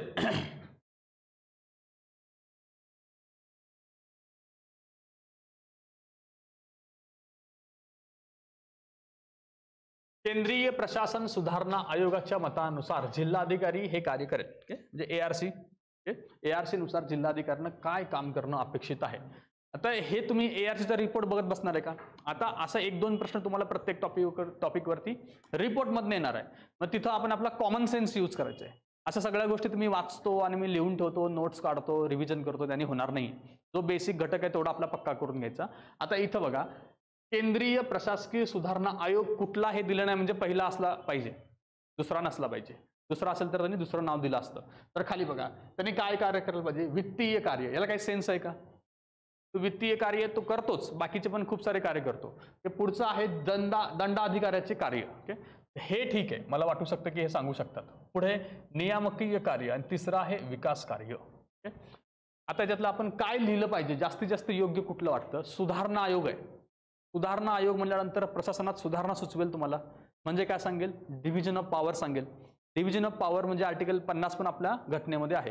त्यामुळे हे सांगेल का ते दंडाधिकाऱ्याची पॉवर? ते डिव्हिजन ऑफ पॉवर करा म्हणेल ना. तर ते मी इलिमिनेट केलं. हे तर आपण आधीच केलं. वित्तीय कार्याला काही सेन्सच नव्हता. आता माझं नियामक कार्य राहिलं आणि विकास कार्य राहिलंय. ओके, विकास कार्य पण काय झालं? मी पुन्हा कॉन्सन्ट्रेशन ऑफ पॉवरच करताय ना. आपल्याला डिव्हिजन ऑफ पॉवर करायचं आहे, त्यामुळे सुद्धा मी हे इलिमिनेट करेन का. आता हे 2 आपल्याला आपण काढून दुसऱ्या ऑफिसरला दिलेत ना डिव्हिजन ऑफ पॉवरनुसार. त्यानुसार आपण हे 2 आणि 4 इलिमिनेट केले की आपल्याकडे राहतं नियामक कार्य. ओके, आता इथंपर्यंत ही पहिली मेथड आपली असली पाहिजे. दुसरी, समजा की मी पहिलं आणि दुसरं इलिमिनेट केलंय. विकास कार्य आणि नियामक कार्यात माझं कन्फ्युजन आहे. 3 आणि 4 मध्ये कन्फ्युजन. आपण काय निवडलं होतं? 3. त्याच्यानुसार सुद्धा हे येऊ शकतं. पण हे नंतर सगळ्यात शेवटचा ऑप्शन आपल्याकडे. पुढचं बघा, जिल्हा अधिकाऱ्याला विकास कामापासून दूर ठेवावे असे कुणी सुचवले होते? कोणी सुचवणार आहे? आत्ताच बघितलं आपण वरचा प्रश्न. आपण विकास प्रशासनाला कॅन्सल केलं होतं, तर त्यांनी दूर सांगितलं होतं. तर आहे हे प्रथम प्रशासकीय सुधारणा आयोग. दुसरा काय येणार नाही. दुसरा कधीच आहे? 2005 ते 9 आहे. तोपर्यंत आपल्याकडं 73rd 74th लागू झाली होती. डेव्हलपमेंट सिस्टीम आपल्याकडं सुरू झाली होती आणि जिल्हाधिकाऱ्याची कामं ऑलरेडी काढून घेतली होती. त्यामुळे हे येणारच नाही. त्यामुळे उत्तर काय असलं पाहिजे? 1. खालीलपैकी कोणत्या कारणामुळे स्वतंत्र प्राप्तीनंतर त्या कालखंडात जिल्हाधिकारी पदाची प्रतिष्ठा आणि अधिकार कमी झाले? बघितले आपण हे. आता एक ऑप्शन बघूया. काय म्हणतात ते? स्वतंत्र प्राप्तीनंतर त्याची प्रतिष्ठा कमी झाली. का झाली? शासन रचनेमध्ये झालेला बदल. झाला का रचनेमध्ये बदल? ओके, आपण पार्लमेंटरी सिस्टीम आणली, ICS IS केलं, किंवा आपण कल्याणकारी सिस्टीमकडे शिफ्ट झालो. पुढचा मुद्दा, जिल्ह्याचे विभागांच्या संख्येत झालेली वाढ. झाली का वाढ? आता जिल्ह्यांचे विभाग म्हणल्यानंतर तुम्हाला असं वाटू शकतं की कलेक्टरच असतो की एनिवे, पण त्याच्यामध्ये स्पेशल डिपार्टमेंट पण असतात. त्याच्यामुळे कलेक्टरची पॉवर पुन्हा कमी झाली. हा पॉईंट आहे. याच्यामध्ये पंचायत राज पद्धतीचा उदय झाला. ओके, विकासाची कामं त्याच्याकडनं गेली. पुढे कायदा व सुव्यवस्थेकरता विभागीय पद्धती निर्माण झाल्या. म्हणजे याला एकंदरीत कमिशनरेट सिस्टीम सारखं म्हणायचं आहे. त्याच्यामुळे हा सुद्धा मुद्दा आपण घेऊन गेलो पाहिजे आणि उत्तर काय लिहिलं पाहिजे? अ, ब, क, ड. आता याच्यातलं विनाकारण आपण इलिमिनेट करत बसतो कुठल्याही गोष्टीला. ओके, आता ते फॉलोच करायचं. जर एक्झॅक्टली माहिती नसेल तर ते मिनिमम रिजेक्शनचा रूल आपण घेऊन जायचा, म्हणजे घेऊन जायचा. ओके, त्यानुसार आपण उत्तरापर्यंत पोहोचवू शकतो. आता मी या 4ला घेऊन जाऊन 4 लिहिलो आहे. PYQ तुमच्याकडे नेहमी पाहिजे बरं का. म्हणजे आता आपण काय करतो माहिती आहे का? आपण शेवटी घेतोय ना, कारण आपल्याकडे टाइम लिमिट थोडासा कमी आहे. त्यामुळं तुम्ही काय करायचं? कुठलाही टॉपिक सुरू करायचा आधी PYQ बघायची. त्या टॉपिकवरती आलेलं. तर डिस्ट्रिक्ट ॲडमिनिस्ट्रेशन तुम्ही करणार आधी PYQ बघून घ्या. म्हणजे तुम्हाला वाचताना काय वाचायचं लक्षात येईल. मग टॉपिक वाचायचं आणि मग पुन्हा PYQ बघायचं. ओके, तर तुम्ही वाचलेलं तुमच्या PYQ मध्ये उत्तर टाकणे तुमच्या लक्षात येईल. बघा, 11वा प्रश्न आहे आपला. खालील विधाने विचारत घ्या. स्वातंत्र्यपूर्व काळात जिल्हाधिकारी हा कार्यकारी दंडाधिकारी आणि न्यायिक दंडाधिकारी यांची भूमिका पार पाडत होता. बरोबर आहे का? स्वातंत्र्यापूर्वीचा काळ आहे. दोन्ही पण त्याच्याकडे होते का? होते.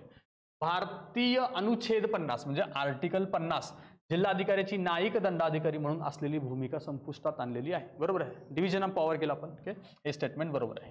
पुढे, महाराष्ट्र आणि गुजरातमध्ये जिल्हाधिकाऱ्यास नियामक आणि विकास प्रशासन अशा दोन्हीसाठी जबाबदाऱ्या देण्यात आल्या आहेत. काय केले? उलटे केले ना आपण. त्याच्याकडनं उलट पॉवर्स कमी केल्या आणि आपण झेडपीला CEO नेमलाय. ओके, पुढचा, तमिळनाडू आणि राजस्थानमध्ये जिल्हाधिकाऱ्यास केवळ नियामक प्रशासनाची जबाबदारी आहे. एक्सचेंज केले. ओके, दोन्ही स्टेटमेंटमध्ये त्यांनी उलटी केलेली आहेत, त्यामुळे ही दोन्ही स्टेटमेंट चुकीची आहेत आणि आपलं उत्तर काय आहे? अ आणि ब. ओके,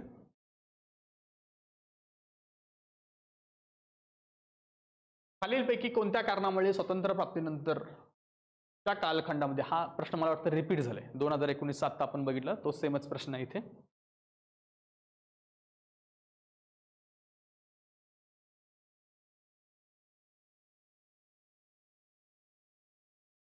हा प्रश्न बघा, खालीलपैकी कोणती जोडी बरोबर नाही म्हणले? पहिली जोडी बरोबर आहे का? जिल्हाधिकारी कोण मानले? Warren Hastings 1772. विभागीय आयुक्त कोण आणले? बघितलं आपण, डेप्युटी कमिशनर बघितलं होतं की किंवा त्याला आपण डेप्युटी कलेक्टर म्हणतो, विल्यम बेट. कधी आणला होता? 1833. मुख्य सचिव लॉर्ड कर्झन. मुख्य सचिव हे पद कर्झनच्या खूप नंतर आलं होतं ना, सचिव पद आलं होतं, मुख्य सचिव खूप नंतर आलं. याचं उत्तर आपण, मला वाटतं की वेव्हेल आहे आणि आपण सचिव बघताना बघूया. ओके, ते तुम्हाला तिथं कळेलच. आणि खालचा अखिल भारतीय सेवांचे प्रांतिकीकरण, हे ली आयोग, हे सुद्धा बरोबर आहे. आणि त्यांनी चुकीची जोडी सांगितली, मुख्य सचिव कर्झन. ओके, पुढचा मुद्दा, जिल्हा दंडाधिकारी या नात्याने जिल्हाधिकारी यांच्या अधिकारात खालीलपैकी कोणते कार्य येतात? कुठले बघा, कोणीही हक्क सांगितलेले नाही, हक्क पाहिजे, हक्क सांगितलेले नाही अशा मालमत्तेची विल्हेवाट करणे. बरोबर आहे का? विल्हेवाट करणं आपला हा पॉईंट होता जिल्हाधिकारीच्या पॉईंटमध्ये. दुसरा, मुद्रांक शुल्क अधिनियमाची अंमलबजावणी करणे. बरं ठीक आहे, ह्याला तुम्ही ठेवून चला पुढे. काय विचारले? जिल्हा दंडाधिकारी या नात्याने विचारले. कुठल्या नात्याने? जिल्हा दंडाधिकारी. म्हणजे काय आलं पाहिजे? लॉ अँड ऑर्डर आलं पाहिजे. ओके, तर लॉ अँड ऑर्डरच्या बाबतीतले आपण बघतोय. पहिलं ठीक आहे. आता दुसरं बघा, मुद्रांक शुल्क म्हणजे काय? स्टॅम्प ड्युटी आहे ना, स्टॅम्प ड्युटी कुठे होती आपली? रेव्हेन्यू. त्यामुळे हे येणार नाही. पुढे, करमणूक कर अधिनियमाची अंमलबजावणी होतं तिथे, एंटरटेनमेंट होतं, प्रेस ऍक्ट होतं, दोन्ही होतं, त्यामुळे हे बरोबर आहे. वृत्तपत्र खालीच बघा, प्रेस ऍक्ट पण आहे आणि कारागृहाची तपासणी सुद्धा येतं. ओके, म्हणजे फक्त जे दुसरं आहे मुद्रांक शुल्क, हे लॉ अँड ऑर्डरशी येत नसून कशाशी येतं? रेव्हेन्यूशी, महसूलशी येतं. त्याच्यामुळे बघा, नीट लक्ष दिलं पाहिजे. जिल्हा दंडाधिकारी इथं जर आपण नीट वाचल्यानंतर गडबड होणार आहे. ओके, त्याच्यानुसार उत्तर काय पाहिजे आपलं? ब सोडून सर्व. ओके,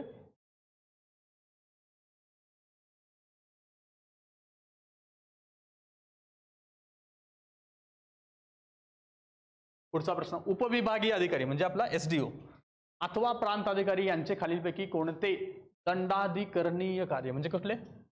मॅजिस्ट्रियल पॉवरवरती विचारलेलं आहे. ओके, विविध प्रकारचे वैधानिक दाखले देणे. ओके, दाखले देणे हे त्याचं कार्य आहे का? वैधानिक मॅजिस्ट्रियल काम आहे का ते? त्याचं रेव्हेन्यूच्या संबंधितलं काम असलं पाहिजे किंवा त्याचं अदर फंक्शनमध्ये आपण ह्याला टाकलं होतं, त्यामुळे हे कट करा. पुढचं, patency and agricultural lands act 1948, tenancy बरं का इथे, टेनन्सी आणि सर्व टेनन्सी प्रकरणाची सुनावणी करणे. कशाखाली आलं पाहिजे हे काम?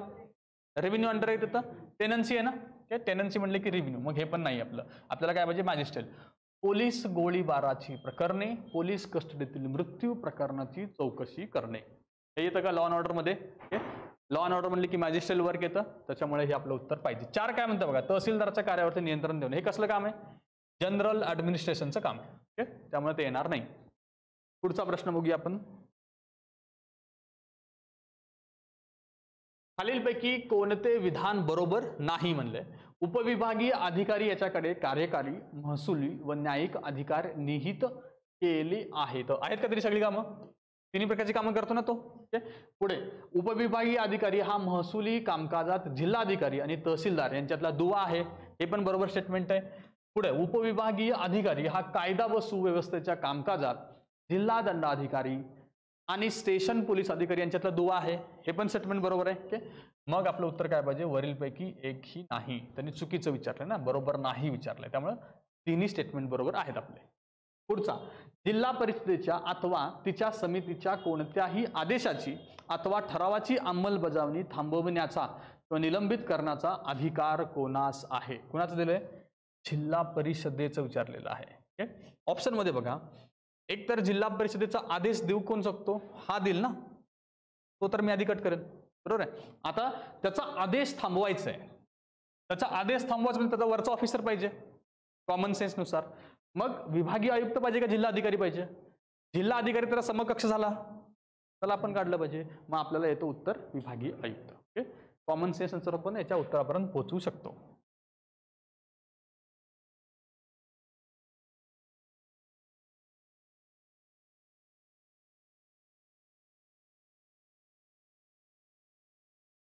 खालील विधाने वाचा. बघा काय तर JVK राव समिती भारत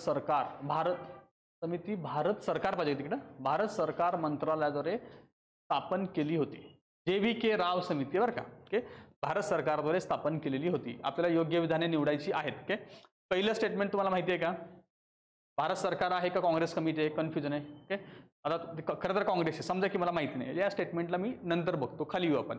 JVK राव समितीची स्थापना तर ही कधी झाली ते हे चुकून आलेलं आहे. इथला डेटा तो बरोबर आहे, तुमच्या ह्याच्यामध्ये आले असेल ते. पुढचं, या समितीने त्यावेळी पंचायत मुळाशिवाय रोप अशी टीका केली आहे आपल्या लक्ष्मीकांतमध्ये. पुढचं, या समितीने स्थानिक नियोजन आणि राज्य संस्थेला प्रमुख भूमिका देण्याचे नमूद केले होते. हे सुद्धा बरोबर आहे. आता हे खालचे तिन्ही स्टेटमेंट माझे बरोबर आहेत. ओके, आता याच्याबद्दल माझं कन्फ्युजन आहे, बट ऑप्शनमध्ये कडत असं ऑप्शन सुद्धा नाही आहे. ओके, त्याच्यामुळे मला निवडायचं पाहिजे मिनिमम रिजेक्शननुसार मी जाणार आहे. म्हणजे आता एक तर 3 बरोबर आहेत मला माहिती आहे. ओके, कडत तर बरोबर आहे, तरी सुद्धा मला मिनिमम रिजेक्शन पण हेल्प करतंय. तर मी लिहिलं पाहिजे एक तर 2 किंवा 4 लिहिलं पाहिजे ना. ओके, त्याच्यामध्ये सुद्धा आपण काय ठरवतो, पुन्हा 2 कडे जातो. एक तर आपल्या नॉलेजच्या आधारावरती पण येतं आणि गडबड होत असेल तर असं पण आपण सॉल्व्ह करू शकतो.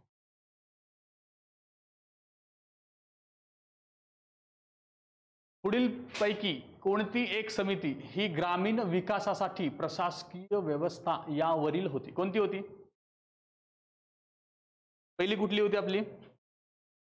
LM सिंघवी समिती, JVK राव समिती, अशोक मेहता समिती आणि PB पाटील समिती. ग्रामीण विकासासाठी प्रशासकीय व्यवस्था. प्रश्न बघा, ग्रामीण विकासासाठीची प्रशासकीय व्यवस्था LM सिंघवी कशासाठी होती? ती फक्त ग्रामीणला होती का? तिने लोकल गव्हर्नमेंटचं बोललं, मग ते शहरी असू दे किंवा ग्रामीण असू दे, त्यामुळे हे तर गेलंच पाहिजे. ओके, पहिलं. दुसरं, JVK राव समिती ही समिती किंवा अशोक मेहता समिती या सगळ्या समितीची नावं आपल्या लक्ष्मीकांत सरांच्या पुस्तकात आहेत, त्याच्यावरून सुद्धा तुम्हाला या उत्तरापर्यंत पोहोचता येतं. अशोक समिती सुद्धा दोन्हीसाठी होती, त्यांनी ग्रामीण आणि शहरी दोघांसाठी प्रोव्हाइड केलेलं होतं. राहतं आपल्याकडे JVK राव आणि PB पाटील. आता मी JVK राव काय घेतलं पाहिजे? PB पाटील महाराष्ट्राची समिती आहे, तरी स्पेसिफिक टू महाराष्ट्र काय सांगितलं की इथे नाही, तर आपण घेतलं पाहिजे JVK रावकडं. ओके, आणि PB पाटलांमध्ये सुद्धा शहरीबद्दलच्या गोष्टी सांगितलेल्या आहेत. पुढे, जिल्हाधिकारी यांच्या अधिकार आणि कार्ये याच्याबाबत चुकीचे विधान निवडा म्हणलेलं आहे. ओके, बघा पहिलं काय, ते जिल्हा जनगणना अधिकारी असतात, सेन्सस ऑफिसर असतात, बरोबर आहे, बघितलं आपण. ओके, पुढचं, ते फक्त लोकसभा मतदारासाठी निवडणूक अधिकारी असतात. का बरं? विधानसभेसाठी असायला पण ना, कुठली निवडणूक असते ते असायला पाहिजे, त्यामुळे हे स्टेटमेंट चुकीचं करतात आणि आपल्याला चुकीचं विचारलेलं आहे. तर उत्तर क्रमांक 2.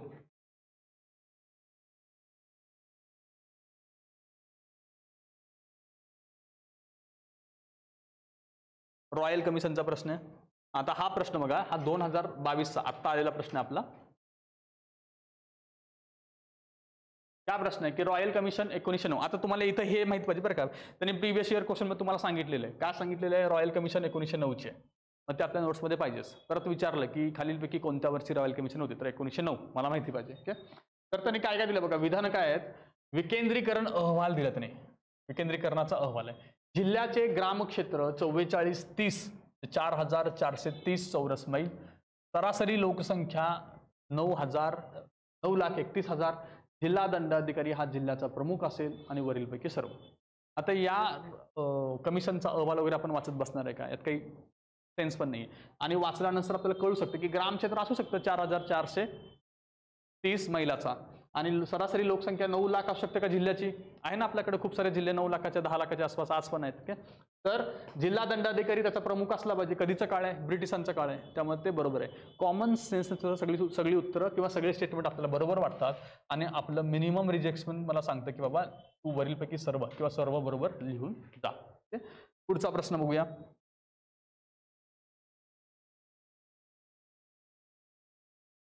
पुढील विधानांपैकी कोणते योग्य नाही? हा प्रश्न कॅन्सल झाला बघा, त्यांनी कॅन्सल काय केलं असेल ते आपण बघूया. जिल्हा अधिकाऱ्याचे कार्यालय 1773 मध्ये निर्माण झाले. काय चूक केली आहे त्यांनी? 72च आहे, त्यामुळे हे तर चुकलं पहिल्यांदा.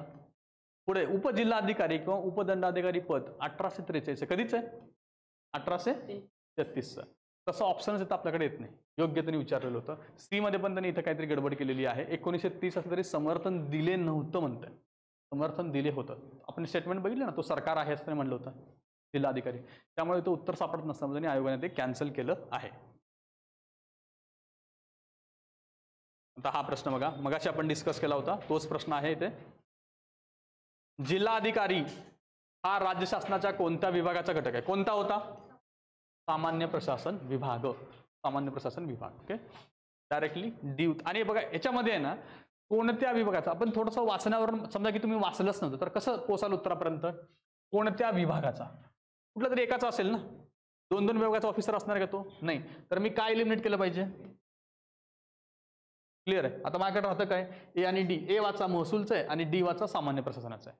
त्याच्यावरून तुम्ही ऍटलीस्ट 50% एलिमिनेशन करू शकता. आणि इथं जर बघितलं तर महसूल आणि इथं परत तुम्ही म्हणताल सर 3 आणि 4 मध्ये मी 3 लिहून येतो, तुम्ही सांगितल्याप्रमाणे नाही ना, ते सगळ्यात शेवटी लिहायचं आपल्याला. आधी थोडासा आपलं डोकं यूज करून आपल्याला सॉल्व्ह करायचं आहे. ओके,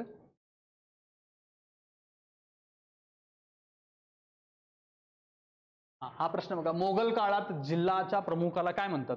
पाहिलं आपण, कोण कोण होते? 2 ऑफिसर होते, एक होता फौजदार आणि दुसरा कोण होता? अंमलगुजार. आता अंमलगुजार पण आहे आणि करोडी फौजदार पण आहे. आपण काय ठरलं होतं? दोन्ही असेल तर फौजदार लिहायचं आहे. ओके, त्यामुळे उत्तर क्रमांक करोडी फौजदार हे आपलं उत्तर आहे. ए कुठे आहे? इथे. उत्तर क्रमांक 3 असलं पाहिजे. ओके, 3 उत्तर आहे, करोडी फौजदार.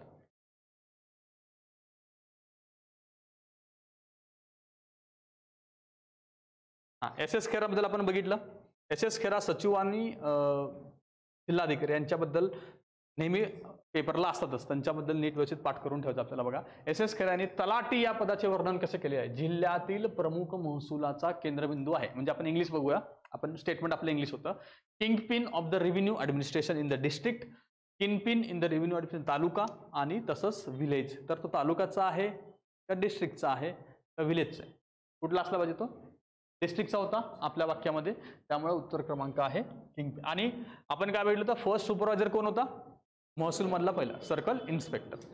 पुढे, पुढील विधानापैकी कोणते विधान बरोबर आहे? तलाठी हा ग्राम लेखपाल असतो. असतो का? लेखपाल कुठं म्हणतात तलाठीला? यूपी मध्ये. व गावातील महसूल खाती आणि जमिनीच्या नोंदणी ठेवण्याचे प्रभार त्याच्याकडे असतात. बरोबर आहे, हे स्टेटमेंट बघितलं आपण. मंडल निरीक्षकाकडे महसूल प्रशासन आणि प्रत्येक गावाच्या जमिनीच्या नोंदींवरती देखरेख सुपरवाइज करण्याचं त्याचं काम आहे. हे स्टेटमेंट आपल्या नोट्स मधले आहेत आणि हा सगळे 2022 स्टेटमेंट्स आहेत. ओके, म्हणजे हे कुठून आलेले आहेत? लक्ष्मीकांत सरांचं गव्हर्नन्सचं पुस्तक. ओके, तिथून ते डायरेक्टली स्टेटमेंट उचलून टाकतात. तर याचं उत्तर काय असलं पाहिजे आपलं? ए आणि बी दोन्ही बरोबर.